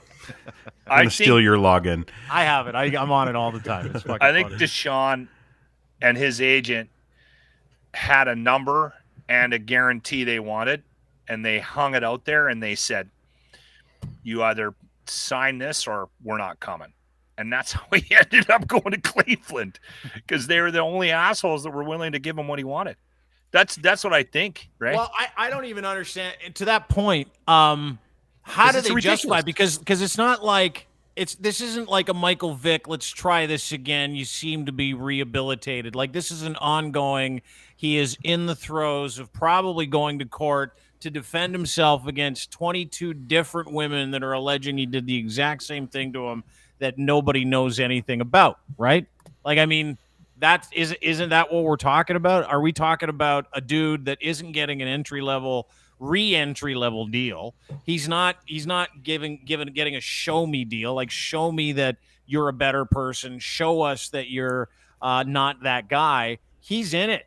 Like, this is happening, and there's been no recourse, to the point where they've actually helped him circumvent any penalization that may happen as a result, financial penalization that may happen as a result after signing this deal. So it's like everybody's aware of it, and all the markers are there to look at this to legitimately say the Cleveland Browns, who's the owner? What's his name again? Paul Dees? Yeah, I forget his name. Yeah. The owner of the, of course we do. Escapes me. But like, the Cleveland Browns clearly signed a guy who they know is not a good person, and not only did they sign him, they gave him $80 million more than Aaron Rodgers got the other day. Like, with an escape clause to his bullshit. Yeah, like, it's fucked up. But that agent needs a fucking bonus.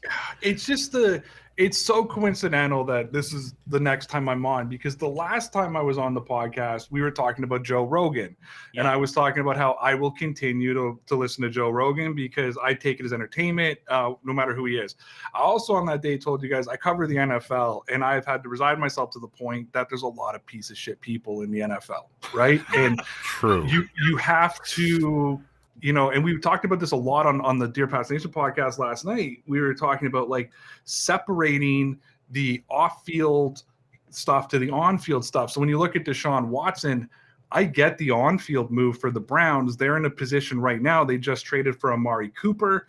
I've heard rumors now Jarvis Landry is interested in re-signing with them after they just released him, because now they got a real quarterback under them. Obviously, Baker's struggled last season.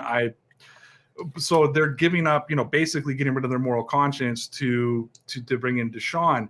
So when you look around the NFL, how does Antonio Brown got another job after his whole fiasco a couple seasons ago?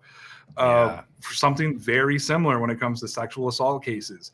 The NFL only protects the shield when it's convenient. I'm going to point out that we've been waiting over a year now for them to release the Washington documents and the other, 60,000 emails that they haven't released, besides the ones that they tried to just feed us about John Gruden to try to just kind of get it, see if everybody would be okay. There's a culture in the NFL that's there. It's a toxic culture, not just amongst players, amongst owners, amongst everything. I mean, I remember when Robert Kraft got nailed going to the rub and tug. I thought it was the funniest thing in the world, and we jokes just talked out about of it. that. Yeah, we were just talking about but then all of a sudden a week later it starts coming out that half these women are a part of the sex trafficking, or they're stuck up in sex trafficking and they're victims, and you're going, oddly a connection to Mar-a-Lago. Oddly, we talked a lot about that. So I made a decision about 2 years ago that either I have to accept that this is the reality of the sport that I cover and I talk about and watch and enjoy, or I have to stop. And I try to separate the on-field and the off-field stuff. So, however, you can't ignore these type of things. And at the end of the day, one thing I've learned, Aaron Rodgers is an example, Kareem Hunt's an example, Tyreek Hill's an example, Deshaun Watson, and so on. Aaron Hernandez, before he committed murder, and went to jail for life, was already involved in another murder investigation. He was already involved in another shooting in Florida that he was being investigated under, and the Patriots took a shot on him. Why? Because he was one of the premier athletes and basically came in his very short life in the NFL and redefined the tight end position. At the end of the day, what happens on the field will always trump anything outside of the field. And that's why the NFL has a major problem with domestic abuse, with sexual assault, with crimes, and hell, murder at times. It's the crazy culture. Is there anything like this around the world? Is there any sport? The Catholic Church. Oh, sorry. What?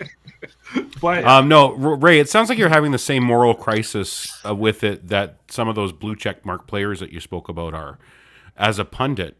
And I think we're starting to see a turn here. I think we're seeing a turn in the temperature and the way we talk about this, where you say the on-field performance outweighs what happens off the field, which I believe was true up until a point. And I think we're starting to see that corner turn a bit when you have those blue checkmark players with big contracts as well. Yeah, the right people getting sick of it, right? Like, and especially with something as egregious as this fucking contract. Right. This is fucking nuts. But I think it's even deeper than that. Like, I would ask you this question, Ray. You're like a blogger, podcaster. Part of your living is made talking, writing, breaking down football. You love the NFL. Do you love the NFL as much when you see this? And does it stain the NFL any more than the NFL continues to stain itself? No, not in my opinion, because it's not the first time and it won't be the last. I think also too that we do have to live in a world of innocent until proven guilty, and I've really stayed cautious on this because I do. 22, it's hard to run away from that. Like Lachlan said, if it's 23, it's like Bill Cosby numbers. Yeah, and I compared it to Cosby last night, and it's once you get to 22, you know that there's a problem here. But I don't know how deep you guys look in this. 2 years ago, some audio came out of Tyreek Hill, a receiver for the Kansas City Chiefs, and it was him threatening his fiance, and it was damning. This tape was damning, and I just ripped him for 3 days, and I think everybody did. And then all of a sudden, the entire 10-minute audio came out, and he actually came out fine. He was more responding to an accusation she was putting on the table and then blackmailing him on this audio. So I learned a big lesson that day to let things play out and wait. However, with Deshaun, we've just seen more and more names come forward, and you get to a point where you're like, and I was talking about this last night, that I can't victim shame, but they're technically not victims yet. They're accusers. So I got to be very cautious what I say there. I don't make a lot of jokes about it because I'd be making jokes at their expense. So I don't do it. And then when it comes to Deshaun, it's like, as of right now, there's no criminal charges pressed against him. The grand jury decided that, and they're still going through it civilly. So I'm waiting. I will at some point have a lot to say about Deshaun Watson as a person. I've just fool me once, shame on you. Do it to me a second time, and I'm the fucking moron. I can't wait for that day. So, Ray, is this a risk assessment based on what we know about Deshaun, based on what we suspect will be a possibility that he'll reoffend? Clearly, this guy doesn't think that he gets to follow all the rules. And then when a team gives him a $230 million guaranteed contract, I'm thinking maybe he has already decided that he doesn't play by the same rules as everybody else. So risk assessment. Does Deshaun get Cleveland into the playoffs? Yeah, so and that's what it all comes down to, right? Here's the grand scheme of things, and I'll bring it back to a much less serious example. I had Dean on my podcast a few months ago, and I asked him, "Hey, does Cole Beasley bother you?" Cole Beasley was a vocal anti-vaxxer. I'm like, "Are you able to separate Cole Beasley on the field to the guy on Twitter, who I know is primarily somebody that Dean goes after on a constant basis?" And he was able to do that. Why? Because there's still a passion for football. Yeah. If Deshaun Watson wins the Cleveland Browns a Super Bowl, if he came out the very next day and admitted to all 22 cases, he would still be a hero in Ohio. Because at the end of the day, that Lombardi trophy will mean more to those fans. Right now, it's a pipe dream. So there's fake outrage. And I'm going to, we talked about this a lot last night, and I'm actually curious to see what you guys say. I said, for Deshaun to I said anywhere he would have went, there would have been this scrutiny. However, if he would have went to the New England Patriots or one of the LA teams or one of the New York teams, not maybe the Raiders, but a market where sports takes precedence over everything. You know what I mean? Like, and they will, like I said, there's still Patriots fans who defend Antonio Brown, who was suspended or was released from the Patriots, not because he sexually assaulted or was accused of sexually assaulting the woman painting his portrait, but because after she made it public, he added her to a group text where he then began to threaten her and make fun of her children. And when that became public, Robert Kraft had enough.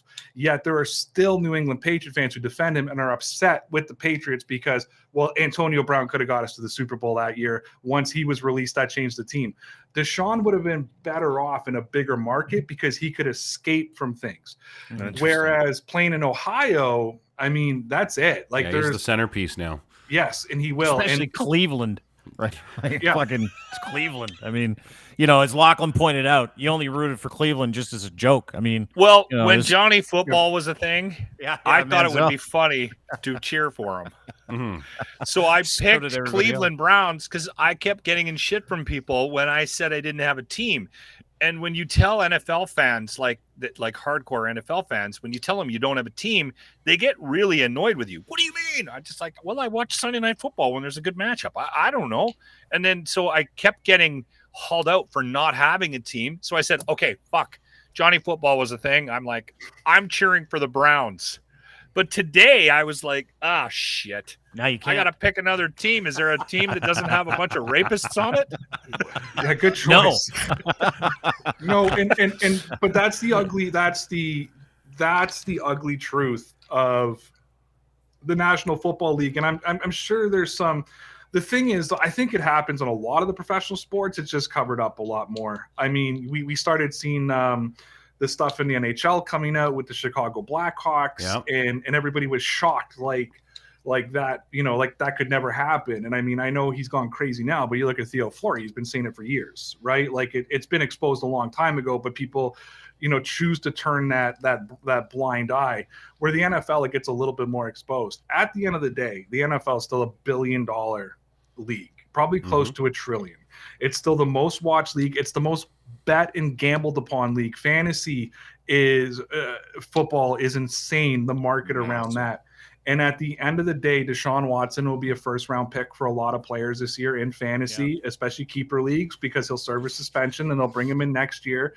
And at the end of the day, the on-field product will always trump everything that happens off the field. But what I want to just point out, because I know it's very, and I'm not defending the NFL, because if anybody shits on the NFL, I do more than anybody else. But yeah, I was listening to your podcast last night because you were live. Love it, by the way. Dear Pat Station, you can get it at DPN_Ray. I was listening to your podcast last night, and when I listen to you, it's funny. Sometimes I'm like, does he even like this league? Well, I try to hold. he reports on it for a living, but does he like it? Somebody needs to hold him accountable, Ray. So good for you. I try to hold him accountable.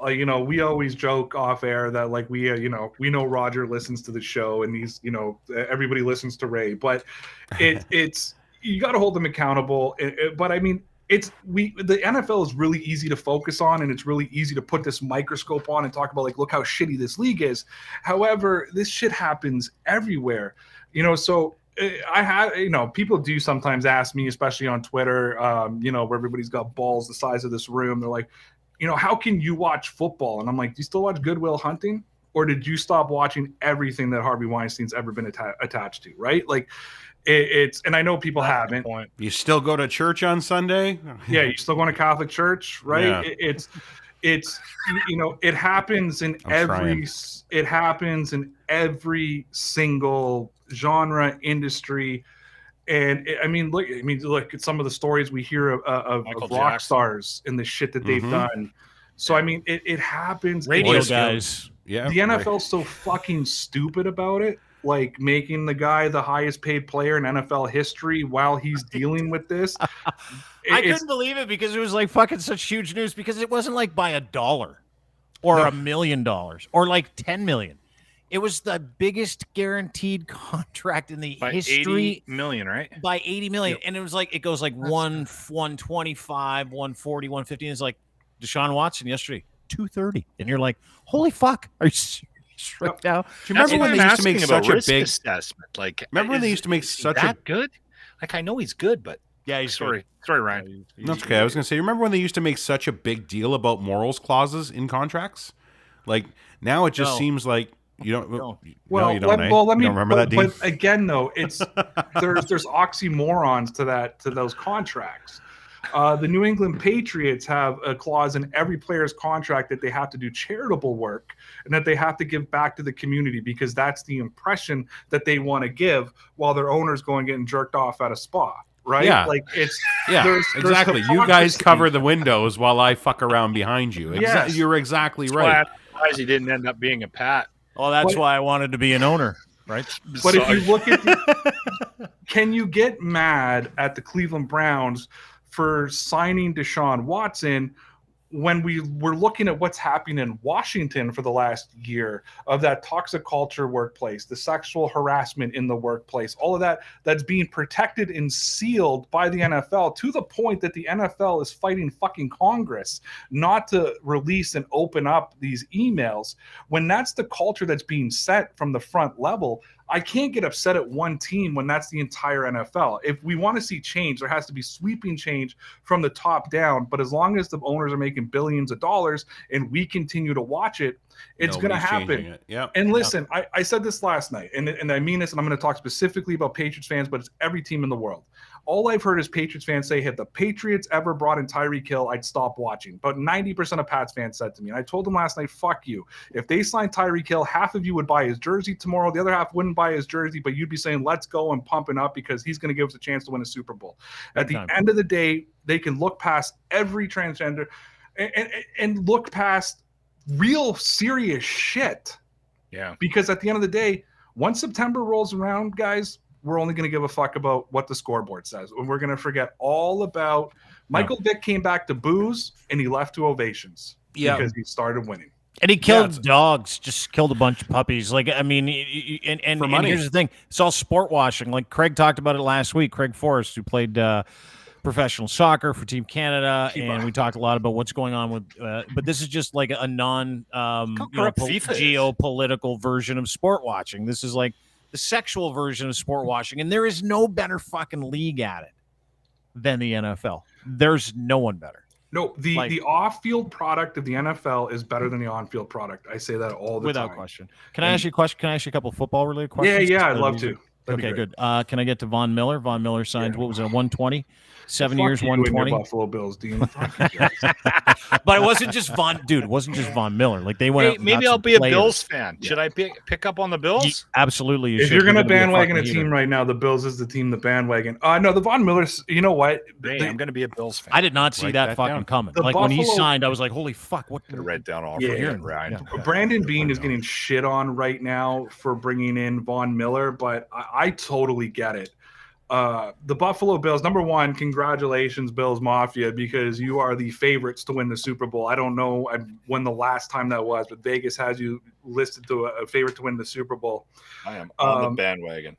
92, probably. But Von Miller makes so much sense because Dean, in 2 years, that's gonna fuck you guys right over. However, if you win a Super Bowl, do you give a shit? Because you shouldn't, and that's the whole point. No, and they're going for it. Yeah, Lachlan doesn't care. He's the #1 fan. They're going for it. Wow, you die hard. I just need a jersey now. Who do I pay? I respect you, Lachlan, that you hung through all these years. And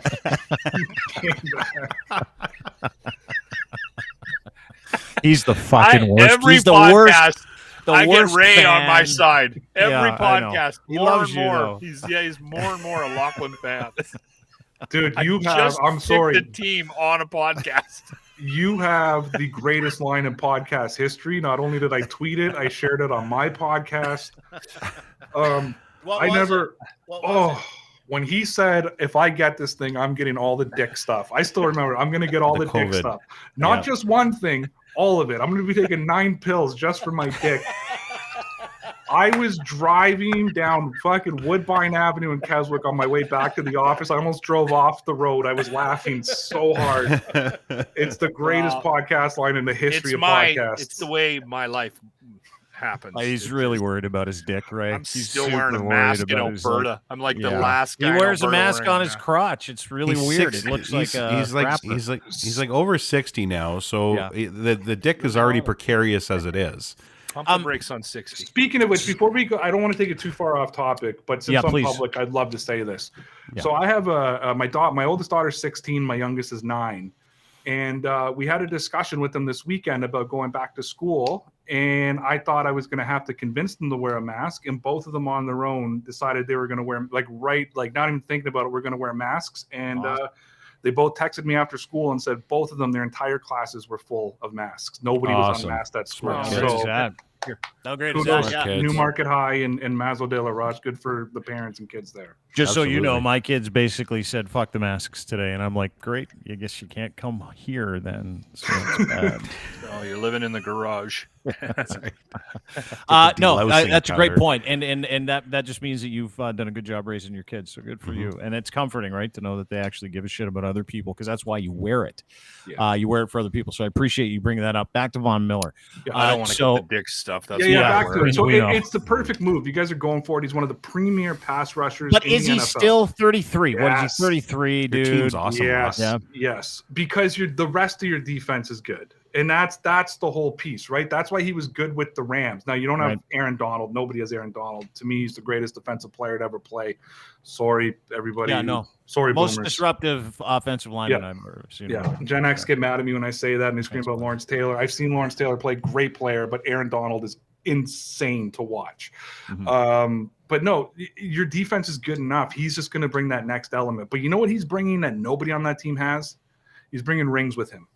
He's bringing you never see a team win the Super Bowl who's never been there before, right? Like, you've always got those Super Bowl champions, the guys when things go wrong, who can bring it. And he's a leader in a dressing room.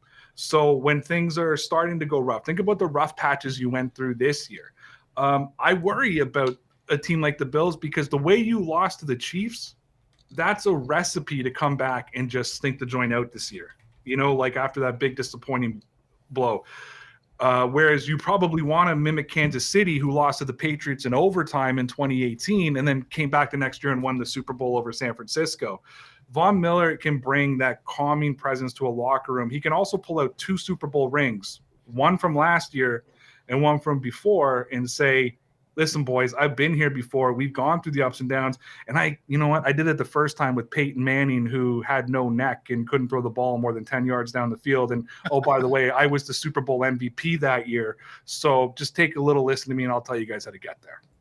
I love it. Well, I want to get to one more thing before we let you split. Russell Wilson, he is a lot of shocks. I mean, we're talking about 3 big shockers, right? He goes from Seattle to Denver, and wasn't probably where Russell Wilson wanted to end up. By my understanding, I had heard he wanted to go to a place where his lovely wife could continue her singing and dancing career, whatever the fuck that meant. I don't even know what that meant. Well, think about what the voice, the way it'll travel and at Mile High, right? Yeah. What a voice. can What catch do you your make of breath. it? Was that a Russell Wilson thing? Was that a Seahawks thing? Was that a Denver thing? Like, I what think the it was fuck both. happened? Yeah. I think it was both. Denver is a good team. Like they number one, what people don't realize is they had, I think, the number 3 defense in the NFL last year, and a lot of those guys were young, are going to be developed. They could be the best defense in the NFL this season. So what a coincidence, right? The only Super Bowl that Russell Wilson has is when he played with the Legion of Boom, who was the best defense in the NFL. He's now joining what could be the best defense in the NFL. So there's the lineup. I, for one, think that Russell Wilson's completely overrated. I think he's okay. But when you even look at it this season, receivers chose to go sign with Josh Allen, with Patrick Mahomes. He's not. They've always, people have picked different players. I kind of put out something on Twitter the other day, put it on my podcast, put it to my guests. I said, name one big star who took a discount to go play for Russell Wilson. The answer is 0. Okay, nobody. Nobody's done that. So Russell Wilson stick with the Bills then. Is always is always great at the beginning of the season, and it kind of dies out. However, his only Super Bowl was when he was with Seattle, so there's a good chance. But that AFC West, look at the Raiders now getting Devontae Adams. Fuck, another insanity. shocker. It was like 5 minutes after Aaron Rodgers signs that deal, and they're like, just whatever you do, make sure Devontae Adams in. They're like, yeah, for sure, we'll do that. Yeah, no problem. And then fucking 5 minutes later, he gets traded. And then, is that the guy that used to stand next to him on the sidelines all the time? Yeah. Aaron Rodgers? Last year, Aaron Rodgers was like, that guy's the best football player I've ever played with. And like 5 minutes after he signs his deal, he's like, see you later. Did Aaron know that was coming or no? So from what I've heard, he did. He even knew that during his negotiations. Devontae Adams didn't want to play on the tag, and they wanted a deal. Unfortunately, Green Bay just committed a whole lot of money to a quarterback, and when that happens, that screws up the salary cap down the road, and Green Bay was not in a position to offer a long-term contract to Devontae Adams, so they had to move him to Vegas so he could get that long-term contract. If Aaron Rodgers wasn't a selfish prick and didn't need to be, at the time, the highest paid quarterback in the league, and I know it's burning his ass, that is Deshaun Watson now, he could have had Devontae Adams and actually went for a Super Bowl. Aaron Rodgers, I don't think gives a shit about winning a Lombardi trophy. He wants to win his back-to-back-to-back MVPs. He wants to match Peyton or beat Peyton Manning MVP award so he can walk away and say, look, I won so many MVPs. I didn't win a Super Bowl because the team gave me fuck all, and, I would have got more. And, Brady always had a team around him, so, I did what I could. But yeah, I mean, that AFC West is going to be, but the biggest move that has gone so far under the radar is Juju Smith-Schuster, the Kansas City Chiefs. Right. Last week, when all these moves were happening, I said there's a good chance that the Chiefs are going to come third in the AFC West when I broke it all down. When they added Juju Smith-Schuster, I said they're probably going to go to the Super Bowl now. And that's how big that move was. If you looked at Kansas City last season, one of their biggest problems offensively was they didn't have Sammy Watkins anymore. And the drop from number 1 to number 3 on that receiver depth chart was gigantic. It was drastic. What this does now by bringing Juju in, that replaces what they lost in Sammy Watkins. Juju can stretch the field, but he's so much better as a slot and in-cut guy. So now you got Travis Kelce, you've got Tyreek Hill who can stretch the field, and now you've got Juju who can actually come underneath, and Patrick Mahomes can get him the football. If you watch Mahomes, everything, even that final against Buffalo, against even though he was scoring points, but when he struggled, the final game against the AFC Championship game against Cleveland, that second half when they just totally collapsed, everything was a Hail Mary shot. Everything was a deep downfield because he had nobody reliable underneath because they took Travis Kelce away. You can't cover all three. That's the biggest issue. And one of them is going to get open, and it pisses me off because I hate the Kansas City Chiefs. But that move. Do you ever? So they figured out how to play him. They figured out how to play Mahomes. Pardon me? Other teams. I started to see, like when I was watching last year, and I don't know the game like you do, Ray, but I just started to see this sort of pattern and how they were because he was always on the fucking run, like always on the run. I always thought their offensive line sucked towards the end of the year too, right? Yeah, and I mean they had one of the better offensive lines in the NFL, and it did fall off a little bit. Everybody gets figured out a bit. You don't think there's the tape on Josh Allen is now clear? Yeah. You know, what he did last year and showed how much of a double threat he is. First thing the Patriots did this year was trade away one of their defensive edges and get a mobile a mobile linebacker, a guy who can go into coverage, who can come off of coverage and go to the quarterback. I wouldn't be surprised when the Patriots play Buffalo this year if you see a guy like Adrian Phillips, who's more of a safety playing out of the box, Kyle Duggar, who's a strong safety playing out of the box. You're going to see the Patriots play small. The Patriots defense of the last few years has been big, slow linebackers. They call them the boomers, they call them, right? The guys who are just going to bang. All of a sudden, they're getting rid of the boomers, and now they're bringing in all these small linebackers. Why? Because of Josh Allen. Because Josh Allen can kill you so many ways. Now you try to take one of the elements out of the game. At the end of the day, though, Josh Allen, Patrick Mahomes, even if you figure them out, they're still too good to completely figure out, and they're still going to be able to beat you on their own. Getting Juju has screwed up the Mahomes thing, right? Because you figured it out without Sammy Watkins. You figured out how to get to Mahomes. Now you're giving him a third outlet who's a legitimate receiver to throw the football to. So that's where now there's going to be a whole nother way of trying to figure him out again. You know what I love about Juju Smith-Schuster? Pardon me. You know what I love about him? Why'd you help him? Do you know that porn? His name? Thank you. I know. I'm not even drinking. You know the porn star Mia Khalifa? Yes. Yeah. When he was a rookie, she tried to slide into his DMs, and he took a screenshot of it, and he posted. He's like, "Nah, that ain't happening. I love it. No shit. That ain't happening." Oh my God. Where Antonio Brown is having sex with TikTokers who lick toilets. Yeah. So it's just phenomenal.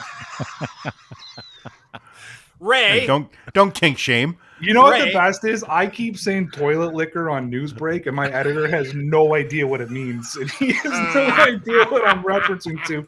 But anytime I talk about Antonio Brown, I try to sneak in toilet liquor somewhere. Well, it's because the night before he split, when he was playing against the Jets, when they were in New York, if you remember the Tampa game in New York, he split. The woman that he had in his hotel room the night before, which hit the news obviously all over the place, she leaked it, right? I can't believe TikTok chicks leak DMs from NFL players. I still can't believe it. Anyway, so she leaks this thing, and everybody's like, hey, who is that? She looks familiar. And it turns out the chick that he was with the night before is this fairly famous, disgusting IG chick who, right when COVID started, do you remember the COVID challenge? Where you had to go and lick something to give yourself COVID. What she licked was a public toilet seat. I'm not going to do that ever. And he was talking the night before. He had a meltdown in New York. Yeah, the best. The NFL's full of the best people. It really is. It's just, I got so excited today. It's actually, my piece is going to come up on deanblundell.com right after this. Urban Meyer's back in the news. He was the gift that kept on giving to me last year. I was so disappointed when he got fired. It now came out that he didn't know who Aaron Donald was this season. When the Jaguars were going to go play the Rams, he turned to one of his assistants and said, I swear to God, it came out in The Athletic, and he turned to one of his assistants and said, I've heard this 99 guy could be a problem for us. And I just said, thank you so much, Urban, because you're just the gift that keeps on giving. That's like going to play the Oilers back in the 80s going, 99, I heard he's good. What do you got on him? Yeah, this great one. This up-and-comer. I hear this up-and-comer is really doing some things. Yeah. Number 12 for the Bucks. Heard he's pretty good. What do you know about him? Double coverage? This golfer, Tiger something. Heard he's won a couple of things. Should I be worried about him in the field at all? Lion Woods? I think it was Lion Woods. Fuck, that's unbelievable. Listen, Ray, really appreciate you joining us today. At DPN Ray on Twitter is where you can find him. Follow him. Awesome. Dear Pats Nation, where can people find you other than at deanblundell.com? And where can they find Dear Pats Nation and your football stuff with Newsbreak? Yeah, so you can find my pod. You can find me on YouTube, just Dear Pats Nation. We go, we're live at 10 p.m. every night. Also on Twitter, we put it at DPN_Ray. And then of course you can get the audio on Spotify, Apple Podcast, or whatever, wherever That's you get your fun podcast. rolling through all that. It's fun going through that list, isn't it? I'm like you. I'm the exact same way. Wherever you get your podcast. You can also go to rayroute.com. Everything is posted there. And then find me on Newsbreak. Check out the Halftime app if I could do a little pitch. I just partnered up with the Halftime app. It's basically a mixture of Twitter and Reddit, but for sports fans. But it's not the toxicity of those apps. Anybody who's on Reddit or anybody who's on Twitter talking sports, you know how it can get. I mean, I'm one of those toxic people on Twitter. I big dick all the time on there. I love it. I but love your Twitter. If you go on there, I'm a lot more calm. We actually have rational debates on, so I post my stuff up on there too. So you can find me over on Halftime, and in a couple of weeks. Right, that's not true. You don't have rational debates on a Reddit Twitter app. That's nowhere. Impossible. Halftime is different. They kick people out for being toxic. For being do they really? Yeah. How do they manage you? Like, how the fuck is that? How are you on that app? So, I'm not going to kid you. When we were having our first initial meeting, it's very similar to the conversation I had with Chris from here the first time I talked to him. I'm like, have you guys seen my stuff? You know what I mean? Like, because other people have, I swear a lot. I call people out. I mean, I spent That's why we welcomed you here. 30 minutes of my podcast. If you didn't, I would not know who you are. I would have no idea who you were. The first 30 minutes of my podcast, I took calling out one Patriots media member. Like, that's just who I am. And how much of a piece of shit he is. And I use the word piece of shit. I love it. That's why you fit in so well. Yeah. We do the same thing. We take a lot of time out of our day to do things to people. I don't. I'm the more calm, level-headed individual on this podcast. So I fit in here. I don't fit in a lot of other spaces. Fuck them.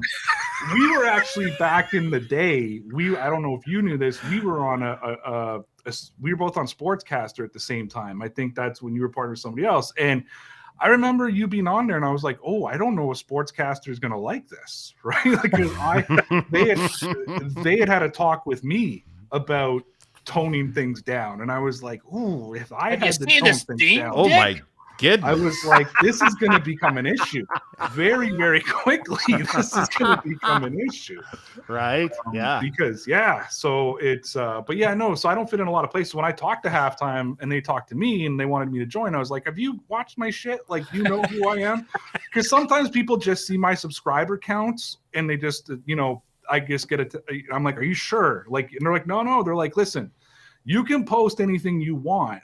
They're like, people just aren't allowed to talk shit to you. And I'm like, that's the perfect fucking world. Oh, wow. Right? Yeah, that's the Gretzky of podcasting right there. I can call everybody fucking idiots, and I can go off, and nobody's allowed to get toxic back. They have to be respectful back. And listen, there's nobody in this world that loves me more than I do, right? Yeah. So anytime that I get put in that situation where I can talk all the shit I want and people have no choice but to respect me back, I'm like, yeah, I'm in. I'm in. So in the next couple of weeks, they're dropping a new feature on there, and I'll be hosting some. It's very much like the Twitter Spaces. Yeah. It's very similar to that. It's an audio thing, so I'll be in there hosting some of that stuff. So it's fun. I think it's we'll see how it works. I've been on apps before where I've been welcomed and I've been asked to leave shortly after. Same. Fuck you, Colorcast, just so everybody knows. So it's it doesn't make any sense. Like a couple weeks ago, we did a deal with Spotify. Nice deal. Really excited to do some work with them. And they're like, yeah, you got a big podcast. We'd like to give you some money. We're like, great. Just gonna send it for review. A couple days later, we get a phone call. We're like, we can take everyone except for Blundell. Yeah, we have to do the taking 120 podcasts, but they're leaving the flagship out. Yeah, the biggest one. Yeah, even wasn't that shortly after Rogan did something? We can still do this show. We just can't have him on the screen. It was fucking hilarious because the very next day was when Rogan was live on Spotify where they were paying him for it, and he's like, I can suck my own dick. Well, that's what it was. And then like a week later, it's like this 3-minute collage of him dropping the N-word. And then I see the Spotify guy go, no, we like him. He's our guy. No big deal. We're going to keep paying him. And but you're no good. Blundell. He says the F word a lot. He said cock once. He said cock. Yeah. So I deal with a lot. I was shadow banned on YouTube for a long time. We just recently in the last week, the shadow ban got lifted because all of a sudden my subscriber count has been shooting up. My views have been shooting up. I went, no kidding you. I went 3 months straight where I was losing a subscriber a day. I wasn't gaining any new subscribers, and my views were like 200-300. And I was right around the time that you were asking me for some analytics, and I was like, "Fuck, I don't want to show my analytics right now. I don't know what's happening." Anyways, I had one of my guys do some digging, and he found it on a list of shadow bans. So we weren't being We weren't being shown to YouTube. And I found out basically we complained about YouTube all the time and how they screwed us out of money and all this kind of stuff. And it turns out they don't like it. They don't like when you do that, and they shadow ban you when you talk shit about them. I guess the AI picked up on it, but we just, you know, I know you don't have it on here, but I have the super chat function. And if somebody gives you $20, they take over 50% of that away from you. Because Google needs the money, right? So they take 50% away from the creator. And we Are you serious? Yeah, no, I'm not shitting you. Huh. We did a show once where I'm not kidding. We got one $100 super chat, one $50 super chat, and then like a smattering of, let's say, 5 other $10 and $5 super chats. So we were like, oh wow, we're gonna get a ton of dough out of this, and we got $90. That was our return on it, $90. And isn't it great? Isn't digital media the best? Yeah. So we threw a shit. This is back when Connor was my partner. We threw a shit, and on a daily basis, we talked about how awful it was. Not YouTube, a different company. I know you're on YouTube, a different streaming thing. We went on shit, and I got a shadow banned. So they stopped showing our stuff to anybody. You couldn't find us anywhere. And seems petty. Seems petty when you have $80 billion in the bank. Well, yeah, I feel bad. Google they're struggling. You know, you don't feel bad. You know, I think bad at all. Why fucking help the creators? You know what I mean? Well, like no problem. Google needs the money. I mean, it's bad enough that my fucking government now wants to stick their nose in my fucking content creation and take money from me. So I mean, I might as well the government needs money, Google needs money. Like, I figure just the more I get fucked in the ass, the better it is for the country. That's just my it's patriotic. You're doing your patriotic. You're a Patriots fan. Exactly. That's a T-shirt. Freedom, boys. Freedom. Freedom. Yeah, By the way, my kids hate me now because every time we drive by a car that has a Canadian flag on it, I open my window and scream, "Woo, freedom!" just to see if they're and then when they honk back, I give them the finger or some shit and drive away. Yeah, I saw this dude yesterday, and he was driving like a Toyota Corolla, like a 20-year-old Toyota Corolla, and it was an incredible Toyota Corolla. So he's driving this 20-year-old Corolla, and he made himself a new antenna. I didn't even know cars had antennas, but this one did. So he made himself a new antenna. This antenna was incredible because what he did is he made it out of a piece of wire, obviously not a very straight piece of wire, but it wasn't. I don't know if it was a hanger. But the interesting part is he managed to get an upside-down Canadian flag onto that bed. On that. Right? Good for like him. an upside-down Canadian flag. Wow. Yeah, like all that work that he did to his $500 car.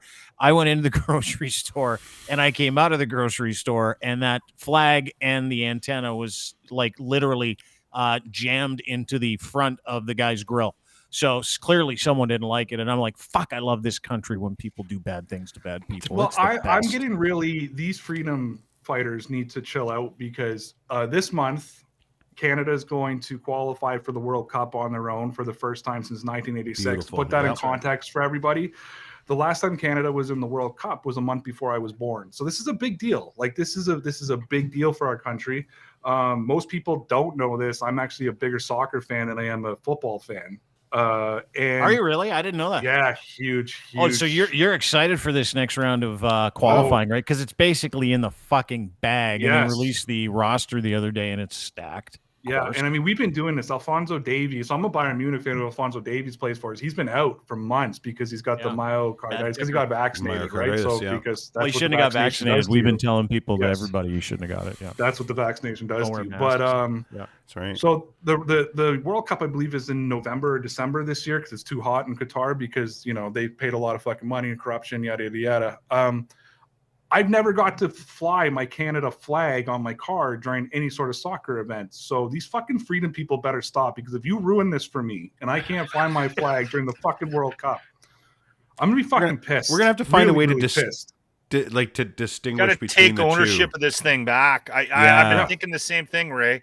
How do you do it? Like outside lighting everybody's upside down flag on fire when you walk through a parking lot.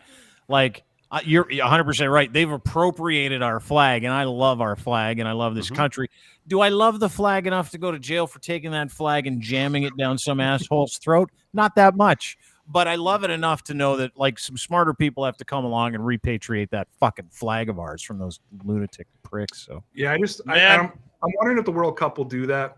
because because if they're there, we're all gonna fly them. I mean, if I see someone going down the road with a German flag and no fucking Canadian flag on their car too, I'll probably rip the German flag off their car because I'll have both. I'll have the German and the Canadian flag as I go.